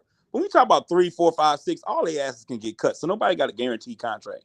Right. I'm talking so he can earn that. He can earn the reps, right? Yeah, he can. Right. But initially, he can earn the reps. But initially, they're going to give the reps to the guy that was drafted higher. They have to. That's where the money was put. Until that guy like Shedeur can play well, and if I'm gonna tell you this is the problem. If they both are tied, I'm sorry, guys. If they're tied, it's going to Dylan Gabriel because that's where the investment. No doubt. So not only does Shedeur have to beat him, he has to by far look completely different than him. Now he got to eat and leave no crumbs, as they say. Yes, you can't do it. It's almost you can't do it. So you absolutely can't between them two. I think they're. I think. Well, Rudolph is an interesting situation. I don't think they want 2 rookies to be the backup. So I think Rudolph should be okay, but I'm not gonna put my house and my life on it. There might be a situation where they both look better than Rudolph, and they just say, "Forget it. We'll rock out. We'll rock out with the backup rookies, which nobody has 2 rookie backups." But wait. Is we talking about the Steelers now? No, hey, no, yeah, he went no, not Rudolph. I'm talking about who's the guy? Pickett. My bad. Oh man, that's funny, bro. I'm like, wait, what happened? My bad. I'm talking about Pickett. I'm saying Pickett is the interesting. My bad. Pickett is the interesting one where. Mm-hmm. Most teams don't want 2 rookie backups, but in this situation, they might. If Shedeur's looking that good and Dylan Gabriel looking that good and Pickett ain't looking good, then Pickett might go. But that's Cleveland, so I know. It's Cleveland. I don't know. That's why I say it's nothing traditional about us. That's why I know. I mean, that's why I don't know if anybody really knows. I don't know if anybody really knows what's going to happen. I think it's going to be entertaining. I think it's going to be marketable. I think it's going to be fun to check it out. But the difference between this, you don't have the well-off medias. You don't have no way to know what's going on because it's the NFL. You and I both know ain't nobody got their cameras in any practices. Ain't nobody posting stuff on social media. All you can go by is what you see in preseason games. You have no clue on what people are doing unless you have reporters there that kind of say some stuff. So this is going to be a little different. This is going to be a little different for Shedeur by far. Because this is his first time actually in the quarterback battle. He's never been in the quarterback battle. Since middle school, he's been given the starting job because his dad's pretty much coached him. I think it's going to be great for him, and I can't wait till the camp gets started. Wait, absolutely. I can't. Hold on. Wait. Okay, because what I like about the situation with the Browns right now is every possible option that you could have for a placement at quarterback, they have on the roster. Okay. I think that's funny, but it's fire because the Browns don't need no outside options. All right. They need to just hone in what they got and figure out what they got. All right. Um, now, like I say, I'm all for Shedeur. I don't want Flacco being the starter, but I understand, right? I think Kenny Pickett has a chance. I just don't want him. But if he does turn out to be the better option out of everybody, I'm not mad. I genuinely think I'm with you, Dylan here, but I just think he's going to end up being the emergency quarterback because I agree with you. They don't want two rookie quarterbacks. So one of them going to end up the emergency if it all plays out the great way. What I want to know is how do you feel about the Browns pass catching options right now when it comes to the tight ends and the receivers? I must admit I haven't really dived into their roster. Okay. Right now, so did they draft last year? Okay, so who they have? I'm about If to you tell you, name, I was now I just know about the to ask name. you. You want me to tell you who they have? I was Yeah, just who about they to have? ask you that. Okay, Yeah. so as far as top producers, you have Jerry Judy that they acquired from Denver, and you still Okay. have David Njoku who they drafted the year that they drafted Myles Garrett and Jabril Peppers. Okay. You have Cedric Tillman, a receiver from Tennessee they got a couple years ago that played with Jalen Wyatt and Hayden Hooker. You have Michael Woods the second, who's a guy they got from Oklahoma about 4 years ago. David Bell is a receiver that they got from Purdue 3 years ago, but he was injured last year. He's supposed to be returning this year. They just signed DeAndre Carter, a return guy. I think he was in San Francisco. I said last year. Don't quote me on that. Where he was at. And then we have I think that's about it. Did I miss somebody? No, I think that's it. And then you got Harold Fannin Jr., who they drafted from Bowling Green, and David Njoku on the tight end side. I think the tight ends because the guy from Bowling Green, I saw him play. He gets the ball. Man, he gets so many balls thrown to him. Now I don't like the way he runs. He runs stiff, but he should be okay. Especially he can be tight end number 2 because in Duke, I think the other guys in tight end number 1. Wide receivers, I have to be honest with you. Listening to that list and what I know about them, yeah, it's kind of mid. I'm not even gonna front. It's not nothing sexy. But maybe they can figure out how to make that work a little bit better by having a great running game and really pounding the ball, playing good defense, and all you need is them to make a couple of catches a game. But none of them right now would make me say like, "Ooh, I got to double cover this guy." Nobody on there is Randy Moss. Nobody on there is Jeffries. So I think that's something that they can look into for future. They probably going wide receivers next year in the draft, more than likely. Now, would you disagree with my assessment, or what's your thoughts? Actually, I wouldn't. I don't think. So I look at the Browns before the acquisition of Quinshon Judkins and Harold Fanning. I said the Browns had good role players, Right. but not a number one. Not that they need more role players. They need surefire number ones. I think Quinshon Judkins is a number one running back. So I think they answered that for now. I do think they need a number one receiver. I agree. And I think Harold Fanning allows them to be able to have somebody that they can mix and match with in the slot. You know what though? I like Fanning as like a H back type, I like got you. the full back, like supplement full Yeah. back, second tight end, slot receiver type of thing. Mm-hmm. I feel like the ability to move him around So is such a great asset. he'll be your Aaron Hernandez. How they use him in New England with opposite of Gronk. That's And who he'll. so you say Aaron Hernandez, bro. I ain't gonna even hold you. I was thinking more of like how they use Jimmy Graham Okay. and how they use William Nunn. Remember Bar Nunn? Yeah, I remember. I also remember Conley down at the Washington Redskins used to do that all the time. He was a Coley. I think his name was Coley Conley, something like that. Oh He was yeah, Cole. Oh yeah, right. I know exactly what you're talking about. Cooley, yeah, yeah. yeah, he was that type of H back, big enough to give you a little bit of blocking, but was in the backfield and also can kind of line up in the slot mismatches. But now I seen the guy play. He's cool. He doesn't run as fluid as those guys, but he's a good catcher. He's a bigger body.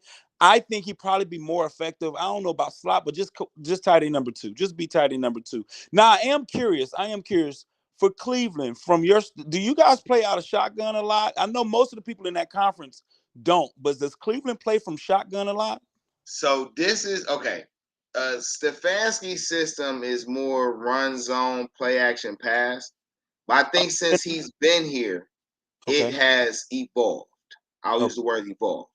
Um, I don't think he was a big fan of the shotgun, but I right. think he's learning that you can still run traditional formations from from a pistol shotgunish position.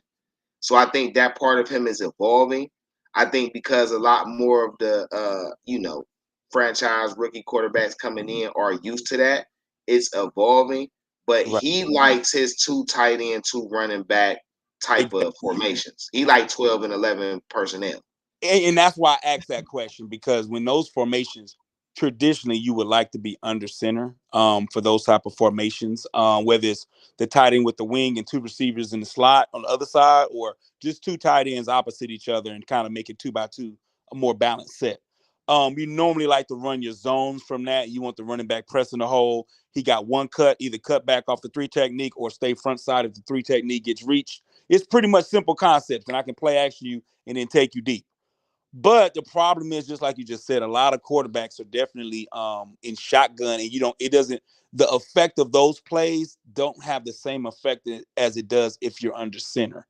Now, the question I know a lot of them might have did shotgun in college, but they had to kind of learn. Even Jaden Daniels had to learn how to do some under center. They had to learn how to do that. And that's definitely something it's going to be interesting to see how they do, because I don't know if Oregon went under center, and I know Colorado didn't go under center, but I know Flacco's done it. Hell, he's been in Baltimore for years under center. So I'm curious to see exactly how they're going to maneuver that, and who's going to be able to learn on the fly and be able to do a 7-step drop, a 3-step drop, or run the press it in the gaps, but with a handoff to the, what I'm saying, zone play. That's different. Some of that stuff you got to learn that. Some of that stuff, it takes a year to even learn how to do it, let alone be Hey, ready no, to for play. real.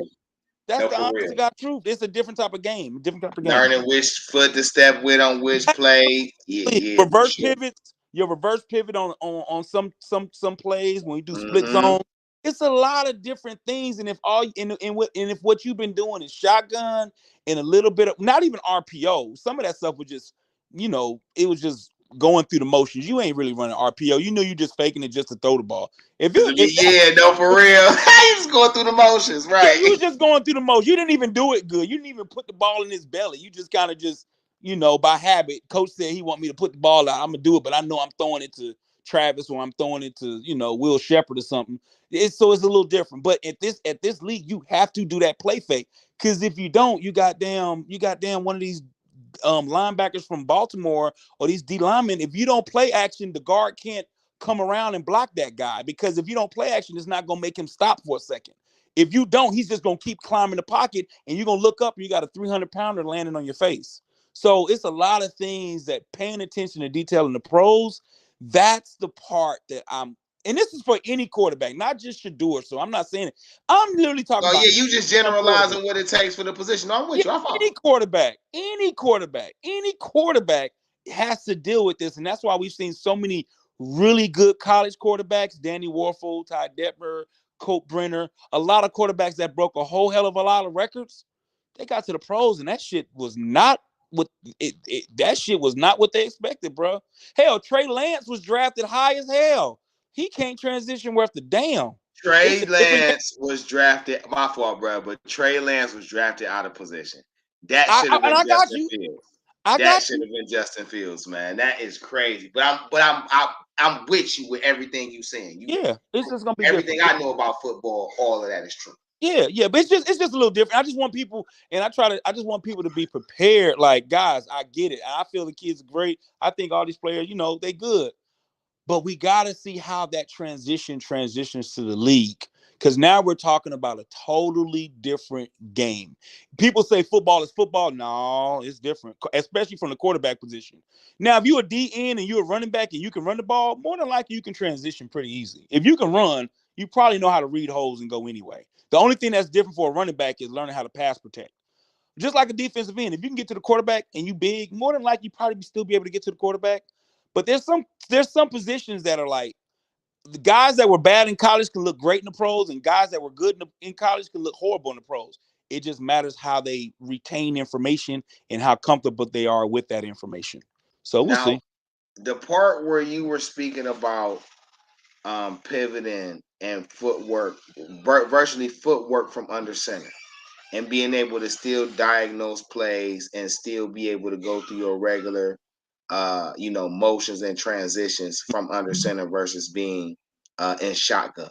Right. I think this is me personally. This is where I think Shedeur has a ups.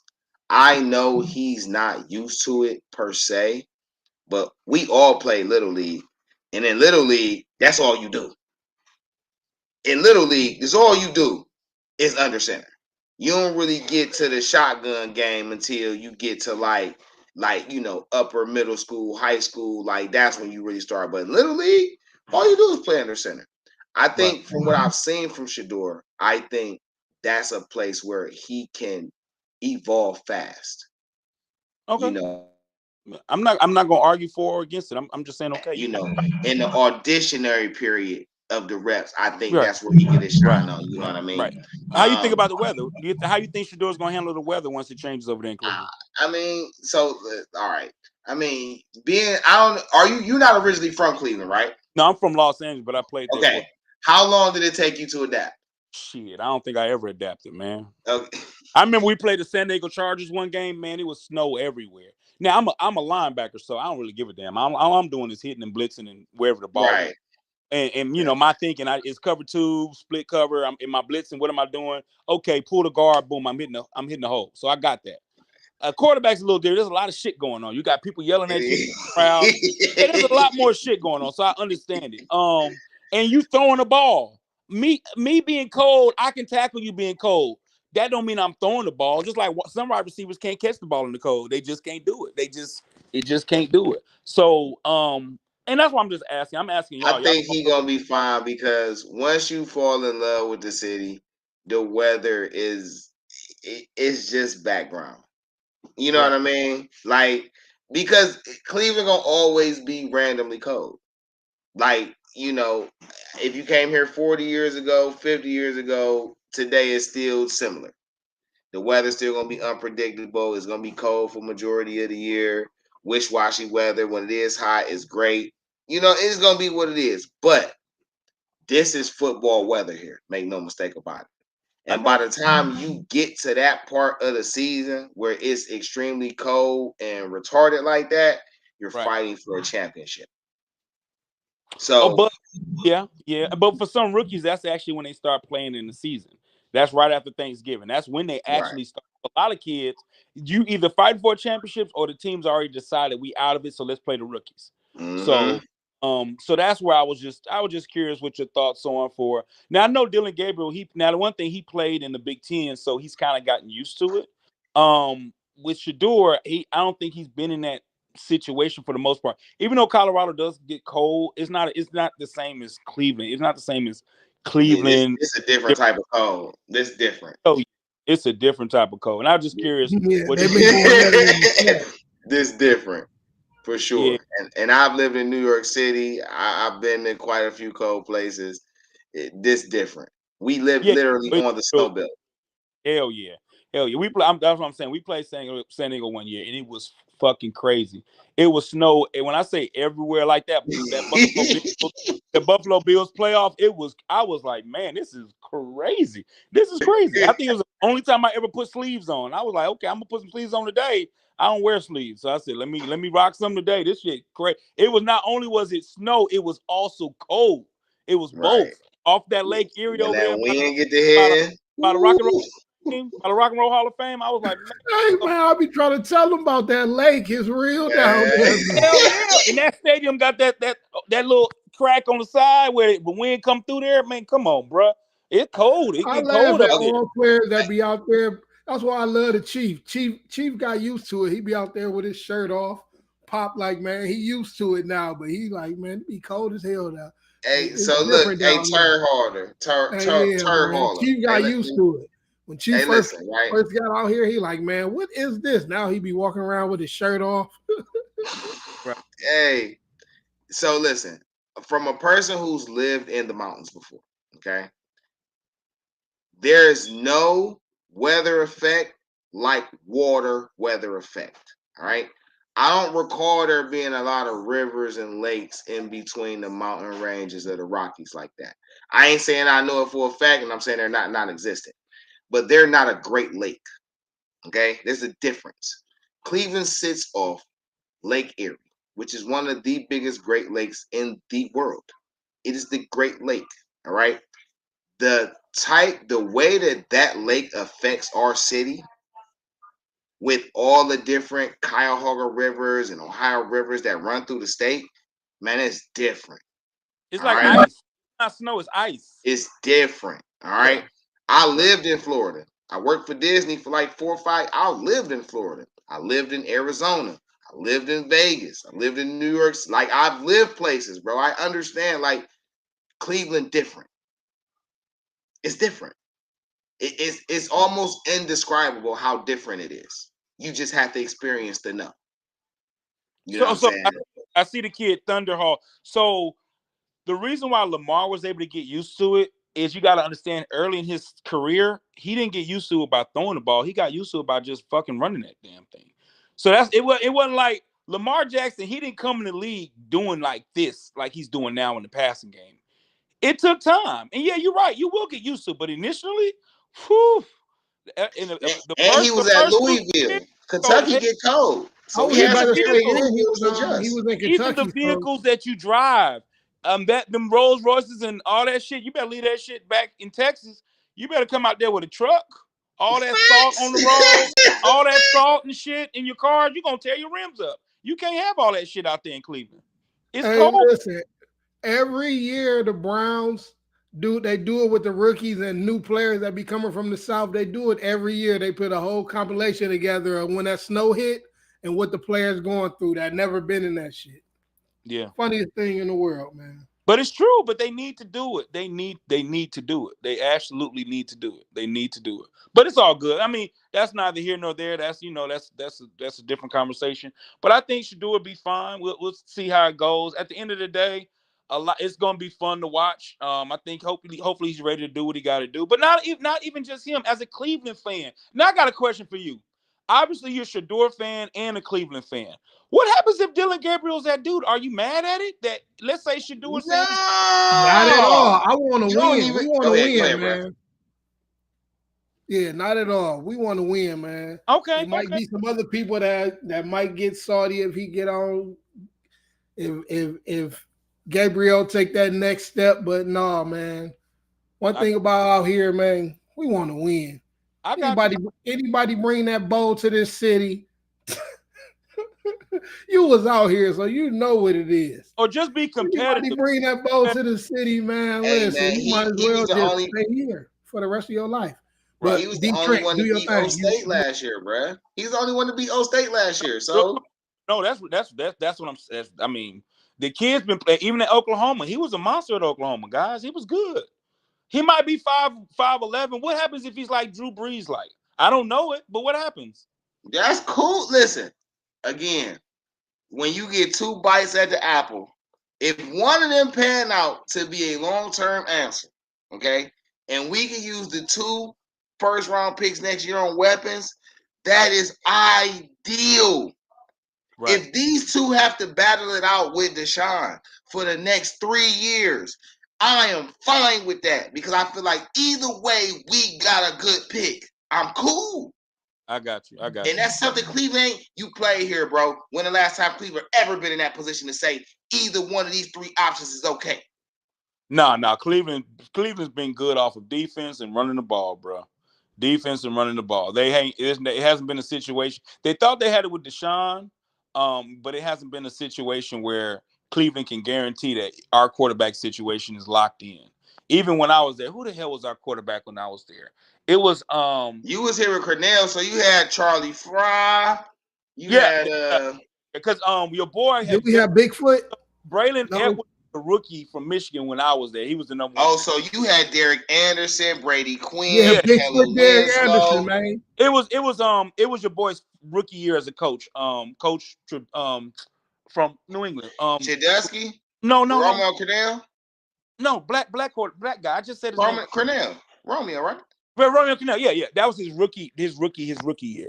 So Oh we yeah, had so you we had played with Hoyer, we had a you Hoyer over played there with too. Lee Suggs and them. Yeah, so it's Andre Davis was the linebacker in our We group. was just talking about Andre Davis. Oh, Right. he's a good guy, real good guy. We had Kennard Lane. Yeah, he's a real Andre Davis is a good guy. But even at that time, it wasn't like the quarterback situation was, just great. But I got you. I want Cleveland to do well, man. They got a good coach. I think that conference is gonna be a very interesting conference. Because don't trip, Cincinnati is still out there. Joe Burrow is still existing. He still exists. I think we got one of the toughest conferences. I say that man. No, it's the craziest. No matter what, you let any one of these teams. Well, I'm gonna tell you the hardest place I I hate ever to say played. besides the Browns, but man, once you let them Steelers or Ravens in the playoffs, it's a problem. So I played they can Pittsburgh. Be the worst teams in the league, but once you let them in that playoff, they'll go on that run and win it all. Pittsburgh is one of the hardest places to play at. I played against Pittsburgh 3 times in my career. There's only been 2 teams I've never beaten, and it's the Steelers, and I never beat the Eagles. At the time, the Eagles had McNabb in them. We just couldn't beat them. I was in Dallas at that time. We just couldn't beat them.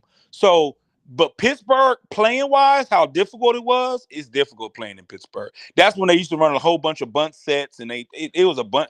It was a bunch of stuff that Pittsburgh used to do. Now Who they have on their squad? At that time, who did Pittsburgh have? Who was the quarterback? Was it Roethlisberger? No. I just got beat in like 04. Yeah, so I played Pittsburgh because I played from 2001 to 2007. So I want to say, who did Pittsburgh have in that time period? I just remember they special teams, and I remember they offense. They ran nothing but bunch. I think Hans Ward was finishing up at that point. It wasn't Cordell Stewart. No, that was too. No, it wasn't. Hell no. Cordell Stewart 90. No, he wasn't Cordell Stewart. I think it Ben. Was it Ben? I think early Ben. I think it was early Ben or Tom Maddox. Was it Tom Maddox? Maybe Tom Maddox. I don't know. But they were good. It's just a tough environment, bro. It was just a tough place to win. Tough place to be. But that conference has always been tough, though. That conference has been, I'm going to knock your shit loose and give you snot bubbles. That conference has always been a tough conference. Even when they had down years, you play that conference, y'all going to have injuries or you're going to lose games. One of the 2 things is going to happen.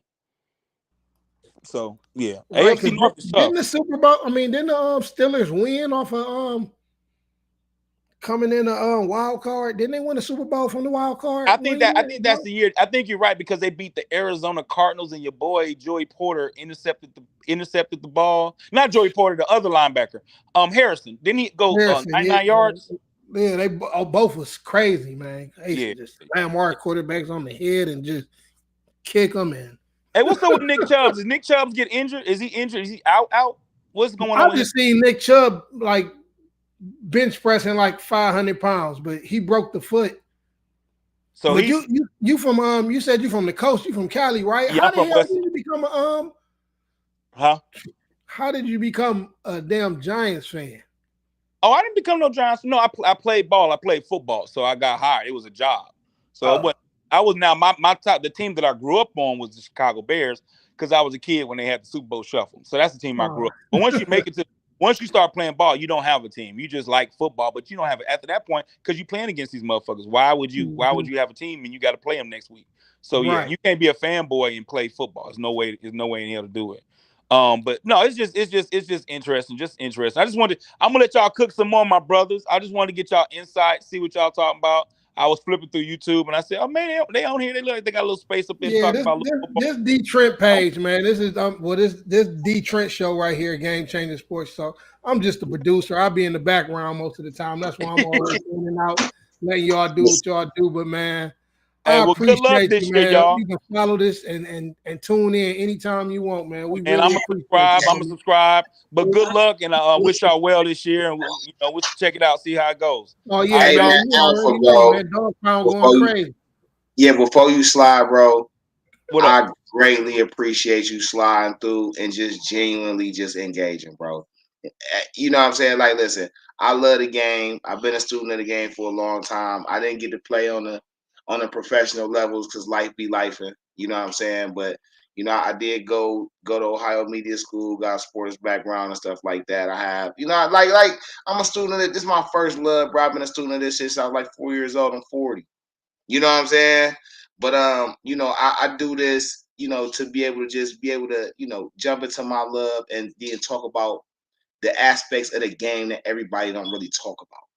You know what I'm saying? Get into the nuances of the game that really matter, that people seem to overlook, or the major sports media seem to just, downplay. So to get quality engagement from somebody who actually know what's going on from experience, bro. Right, the comments even showing them love. Right. But I got a quick question. I got a quick question for y'all. Now, we did talk about Pittsburgh and it being a good situation, but I'm not gonna lie, my brothers. I forgot about one other team that I think absolutely, and it's unfair. Baltimore went ham. Huh? Are you talking about on the draft?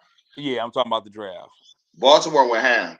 Yeah, but there's another team. I know you're looking at your conference. There's a team out of you looking at? Okay, who you talking about? Philadelphia, bro.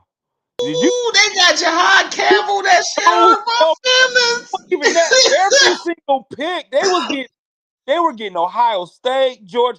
Them Negroes were getting players that were 13, 14. They got they got Philadelphia. That ain't right, bro. Philadelphia, that ain't even right. Hey, listen, Mac McWilliams a nice corner though. Hey, he a nice corner, and I was in Florida when they first got him and recruited him. Hey, he all right though. I ain't gonna hold you. Man, you see they linemen that I'm like they got linebackers, they got D linemen, they coming from big schools. They coming from national CFP playoff type play. Then they can play. You know they dogs. You know they dogs. I ain't gonna lie, Mabuka might be one of those steals of the draft though, because he definitely had first round talent written all over him for sure. So yeah, but Philadelphia ain't no joke with that. I just ain't high on Kyle. I got one question for you. I got one question for you since you with them Giants. Who you would have took with that pick? What you would have did before you get out here? What you would have did? So okay, you talking about number three pick? If you was the war room, if you had control over everything, you can trade, do whatever you wanted to do. What moves you making? And now, if I knew, now I'm not gonna lie, Giants. I think I'm not gonna lie. Damn, he cut off. He'll be right back. He gonna be right back. He said be pulling up a different screen for him on accident. He ain't the hell you know. Man, he brought that knowledge. And shout out to the people in the chat. The my chat phone went out. My bad. So I'm not gonna hold y'all. What Cleveland did was not too bad because Travis Hunter is a great player, but they got so many freaking holes to fill. They didn't even have anybody to throw him the ball. They didn't. I mean, they said, "Well, Jacksonville, give us some more picks. Y'all can have them, and we'll come back through and get Mason Graham." No, Mason Graham is not Travis Hunter. He's not. But I understand why they did it. It wasn't a stupid decision. Not at all. It wasn't stupid. So I get that. When you're a team that's trying to fill your roster, you gotta get more picks. You gotta get more picks. Okay. Now, if I'm the Giants, because you asked me specifically for the Giants, if Cam Ward goes 1, Travis Hunter goes 2, I'm not gonna hold y'all, bro. I think how they played it, if they wanted to go quarterback, they probably had a good grade on Dart, and they felt like Dart was gonna be there later in the draft. There's nobody like Abdul Carter, so you got to go Abdul Carter. There's nobody like him in the draft. Okay, I'm glad you said this. Wait a minute though, Alpha, because you a linebacker. I view him as a linebacker, not an edge. Am I tripping? Well, I view him as Micah Parsons. So what do you consider Micah Parsons? I think Michael Parsons is a linebacker too. Okay, but is he effective as a pass rusher? He is. Okay, so I He got what is. you're saying. I got what you're saying. But in that exact same conference, you see how the Cowboys use him. Let's get our version of him. Why not? We get our version and let's see if we can use him the same way. And we got a better defensive lineman that's already there than the Cowboys do. So Now see, so that's why I think. So I feel like, and again, man, I ain't from your experience range. no, So don't you ain't got to keep qualifying. but I think him as a middle linebacker maximizes his full potential. He's fast enough to get in the end. He's shifty enough to break the seams. He got defensive lineman down there that's gonna soak up them big blockers so he can hit the creases and he plays sideline to sideline. If he show any ability to catch passes, oh shit. Okay, well, I wouldn't put him at. I don't think he's a middle linebacker. You might put him at an off ball, out of bound. I mean, outside linebacker, so he can keep blitzing. Not middle. Middle's different. Middle's a whole lot going on in middle. It Man. You run is. That's defense. one of my favorite positions, though. I Yeah, got you. yeah. I mean, yeah. So, I got what you're saying. I think the conference already showed you a Micah Parsons type can be successful in the conference, and you got to figure out how the hell to get to Jalen Hurts. You got to figure out how to get to Jalen Hurts, and the best way to slow some of that shit down is having people coming after him and stopping him run. So I understand the concept because you're not only drafting for what you need, you're drafting for what's in your conference. Do you understand? It's a little bit of both. You're drafting for what's in your conference. Facts. Yeah. So Micah Parsons is effective in that conference, and if you got somebody that resembles him the most, then that's just what the hell you do. You get him. Yep, Jalen. Yep, you right. They got Jalen and Jaden and then Yeah. Hurts. Yeah, and you got Dak Prescott. You got the Cowboy. I mean, you still got you gotta understand. I feel what you're saying, but different conferences need different things. Yeah. Okay, I like Carter, man. I just view his skill set as a linebacker skill set and not a defensive end. Now he can play both, but just like you said Michael Parsons is one. Shit. Okay, do him like Michael Parsons. He's a little bit of both. Okay, we good. Like that. On third down, on third down, put him at DN, drop the other DN down to the 3 technique. Now you got some fast ass people coming after him. I'm gonna tell you, I feel like one thing I understand about football that I feel like a lot of people miss is that when you have certain talents and you understand how each role works, it's easier to figure out how to manipulate a position than just picking a guy and saying, "Oh, go do that." Right. Because you know exactly what you asking him to do from having him play this role. Absolutely. And how it affects the grand scheme of whatever offense or defensive side he owns. You know what I'm saying? Absolutely. And I feel like Carter definitely one of those chess pieces. Yeah, you can use him. He's versatile. He's versatile. He does a lot. He's big enough to do this, and he's athletic enough to do that. So, absolutely, brother. Absolutely. I say if he could catch, bro, if he show any zone promise, oh my God. Yeah, so we'll see. What would you have? Somebody asked the question. What would you have done with that third pick? Who would you have gotten? For the Giants? Yeah. Okay. I had a different rating than some people, per se, right? I felt like they need a compliment for Malik Neighbors. Okay. You went and got. I feel like your defense was nice. I don't know why y'all let what's the one guy Algelari. Okay. I don't know why y'all let him ride, but y'all let him ride, right? Okay. Burns and Thibodeau is fire on the inside. Listen, that's gas. Both of them super fast, uber athletic, and they not weak. So I liked that already. I would have listened. Tyler Warren was a top 3, top 4 pick to me. Okay. And him with Malik Neighbors and whatever Russell was gonna give you would have been gas to me. I have no problems with the Carter pick, but I might have took Warren or Matthew Golden because I think Matthew Golden was a steal in the 20s for Green Bay, and I thought he was a top 7 pick. Yeah, but do you think Warren was more guaranteed than Carter? At that time, Carter, physically, production-wise, and everything, he's a specimen. He's a specimen. He is a specimen. He is. I got you. I mean, I don't know if you can pass up on Carter to get Tyler Warren. I don't know if people lose. I think that's why he went, because I don't know how you can excuse. And now, listen, when you got a dynamic defensive player like that, listen, I get it. That's what I'm saying. Like, I understand why they took it. But if it was me, I wouldn't have took Carter, because to me, Carter got to play linebacker. Okay. In my scheme, Carter got to play linebacker, bro. You too athletic for me to pigeonhole you against all them big bodies and risking all these 300-pound athletic dudes putting their weight on you. Nah, bro.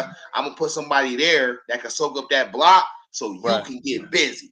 I got you. I got you. It's fair. I mean, but that's what makes football so cool. You can't just draft the biggest nigga and you end up going to the NBA championship. All right, I got one more before you slide, man. Okay, I got you. The win totals for the Browns and the Giants. Woo!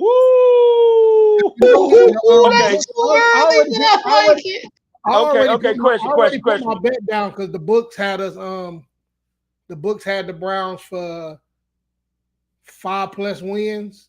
So so it's 4.5. If is the number 4.5? 5. It was on 5+, so 6 wins. So you got to get the 6 wins. Whew. Yeah. I like. Okay. I think Cleveland's defense is always. They've had a really pretty damn good roster over the last 5 years. They just have had issues with consistency at the quarterback position. Even though Flacco was old, I like him coming in with you guys this early because now he can go through training camp. He could become that leader. I think Flacco, personally in that defense, what conference are they playing this year? Does anybody know what conference they play? The schedule. I want to say it's the AFC West. Oh, okay. So you want to say it's the West. The you got the Chiefs. You got this year. Hold up. So that means you got the Chiefs, you got the Raiders, you got the Broncos, and you have the Chargers. Are they still in the West? Chargers? Yeah, the Chargers still in the West. Okay. With that being the case, I think 6 wins is actually pretty good, bro. I can see them getting 6 wins because I like the Flacco and a good defense. Yeah, and I think they got a running back. We definitely need a receiver then. Hell no, we need a receiver. No, but what I'm saying is I like they got a running back. Tillman breaking. Yeah, I think 6 wins for Cleveland should be good. Now the Giants. Let's talk about the Giants. Okay, so right now you got Russell Wilson. You got two people in the comments that said 6-7 for the Giants, and Thunder said 8-9 or 9-8 for the Giants. No, hey, well, Greg, in all fairness, Greg's saying that for both teams. He's saying if Flacco's starting like you saying, he think Browns could go 8 or 9, and he think the Giants could go 8 or 9 as well. Oh, okay. Yeah. I can see now they got the green. You got but the Giants. Okay, you got the Washington Commanders. You got Philadelphia. You got the Cowboys. Who always gonna have some division pretty tough. I see you saying that our division tougher than theirs though, so it's gonna be harder for Cleveland. I got you. No. I would say at least I think the over on Cleveland is good. And what's the bet on the Giants? How many wins they got them having? What's the bet? Okay, anybody know? Look that one up. It's probably the same though, but they might have. If it's the same, I think both of them will get at least 6 wins. So I would bet the over on both of those teams. I personally would bet the over on both of those teams. Yeah, the defenses is who it is though. I ain't gonna lie though. Yeah, and I think both defenses. The Giants got Carter added to that D line, and Cleveland has always been pretty good. You know what I'm saying? Yeah, I think Mason Graham is gonna help your boy Myles Garrett out. Why? Mason Graham is a good player. That's the question I wanted to ask you. Does Mason Graham give Myles Garrett a better chance to break the sack record? That's my question. Well, this is all I know. Mason Graham has been the anchor of a national championship defense, and he fucking has played everybody from Alabama to anybody that you ask and dominated. Every single time I see Mason Graham play, he dominated. Now, did he have all the sacks in the world? No. But they had to double him, and he made big plays. I think Mason Graham, and he's used to the cold weather. Hell, he played at Michigan. So I think Mason Graham's a good pickup, y'all. I like him. He don't look like Julius Peppers, but damn it, he sure is productive, bro. Impact the Yeah, game, right? I'm rocking with Graham. Like I say, man, He's the best D he tackle in the already country. know what it's like up here, man. This weather, he out there in Michigan, same shit. So he ready for it, man. Absolutely. But I'm gonna let y'all go, my brothers. Have a good one, yo. I'm gonna check y'all out later on. Yes, man, sir. we appreciate you, man. man. Much Have love, a great man. one. Enjoy your Sunday, guys. You too, man. All right. Yeah, man. Hey, listen, was that dope. D-line with Malik Collins, with the addition of Malik Collins and Mike Hall Jr., and then you got the emergence of Isaiah McGuire. Hey, Graham, Alex Mike, Wright gonna come back, and I think in Double O, man, like Double O kind of the X factor for me too, because he really good on the run stopping side, and he really good at moving up and down the line when the play starts. So if he could really lock in and be that defense, that run stopping DN opposite of Miles, bro, with Malik and Graham in the oh my god, woo, bro, Hey, that listen, defense everybody line gonna that's be in the comments, retarded. if y'all want to hit that link, and she'll be a link in the comments. Y'all want to hit that link, y'all can come up here and hold it down just like Alpha is.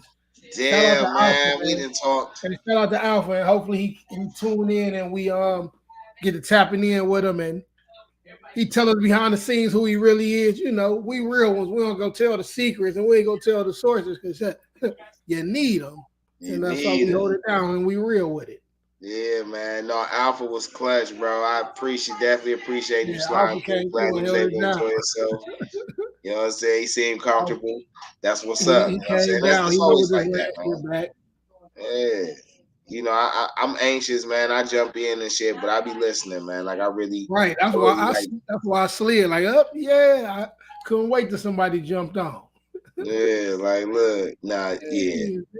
Hey, so I think then we ain't even talk about the right. I know Cavs. we didn't even talk about the Cavs, but I was just like, fuck it. Yeah, like so. Okay, just on a quick note, right? The Cavs are up 3-0 on the Miami Heat. Yes, sir. They blew their ass out yesterday. Belt to ass without Darius. I have no reason to believe that when they play tomorrow, Darius plays. Darius gonna rest. They gonna go ahead and get them up out of here. I liked the fact that when they won, Hunter, Allen, Mobley, Strus, they all got off. And as those guys playing the main minutes in the front court, I think it is very important that them guys have good energy, feel positive, and is hitting shots going into the later rounds of the playoffs. I like that our bench is coming alive. These guys are anxious to play, seeing that they got a chance to really do something special, that they're really complimenting what the starters are doing. I'm really, really happy for the Cavs right now. I have no reason to believe that they don't sweep Miami. And I had high hopes for Miami, but, you ran into the Cavs. We still got bad blood from I'm taking my silence to South Beach. So every time y'all come through Cleveland, we putting belt to ass. That's really what we I want to get them up out of here. You know what I'm saying? We ain't even leaving no room for crumbs and none of that. You're going to go ahead and knock y'all up out of here. But we going to actually come back and do a real stream about the Cavs and really give them they just do. It's a lot of different aspects to break down how Hunter is fitting, the emergence of Ty Jerome and his robbery. A shout out to Evan Mobley, who got Defensive Player of the Year. And if I'm not mistaken, Kenny Atkinson got Coach of the Year. So we got to talk about Donovan and his willingness to step back while the team emerges, and can he find the right spots to really get it going and take them over the hump instead of getting them to the hump. It's quite a few things that we want to talk about when it comes to this basketball thing. But Cleveland is a football town first. If you don't know, now you know Cleveland is a football town first. We always gonna love the Browns, and the fact that we genuinely feel like we have a chance to actually get some continuity going on our offense to go with, as Bruce shouted out, which seems to be a pretty good defense most years. It's something to be positive about, man. So I think D-Trent, Shedeur out here right now too. yeah, I'm pretty sure he came ASAP. I think he I think he posted earlier like I'm home Cleveland. Some shit like Yeah, I think he came ASAP, man. Listen, Shedeur, bro. If this fires your ears, if you ever come across, Game Changer Sports Talk and Industry Sports, you know what I'm saying, in any aspect of it, no, we fuck with you, we support you, bro. And I'm gonna tell you like this: I think you could be Peyton Manning. I flat out think I feel like if you put in the work to study the game and learn the terminology and really do it, I think you could become Peyton Manning. Like that is my opinion of you at your potential, bro. So I'm really glad that you here for the Browns. I really want to see you do well, bro. Just be humble and just work, bro. I promise you, flat if out. you just put your head down and work, everything else gonna handle it for you, bro. I promise you that. And it's the perfect place. And what's so crazy is it only make his brand better when it Peace, come to Greg, bro. I legendary, when appreciate it you. come to this city. Legendary and turning this damn city to a Super Bowl. Man, listen, that's legendary. Hey, listen, But history book. everything really falling into your place, like you say, man. Like he believe in God, they family, the whole family. And Hey, so man, when this salute. guy And picked, also, yo, Greg, Money Mike, Raul, everybody who was in the chat that I seen, man. Much love. Hope y'all like, subscribe, share. Definitely share with your friends. As we tell everybody, man, if you got, conversations you want to bring to the forefront, if you got, you want to come up here and chop it, you ain't got to show your face. You can just chop it. Listen, it's definitely a safe space. We all get it down like that. Like, subscribe, share, tell your friends, come back through. You know what I'm saying? Happy Sunday. Hope y'all get some good meals. We're going to go ahead to station identification and get on up out of here.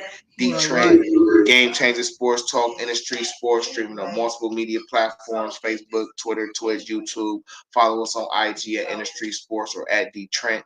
If you miss the live streamings, you can catch the replays on Spotify, Google Podcasts, Radio Public, and various other streaming platforms. Just look for the Industry Sports channel.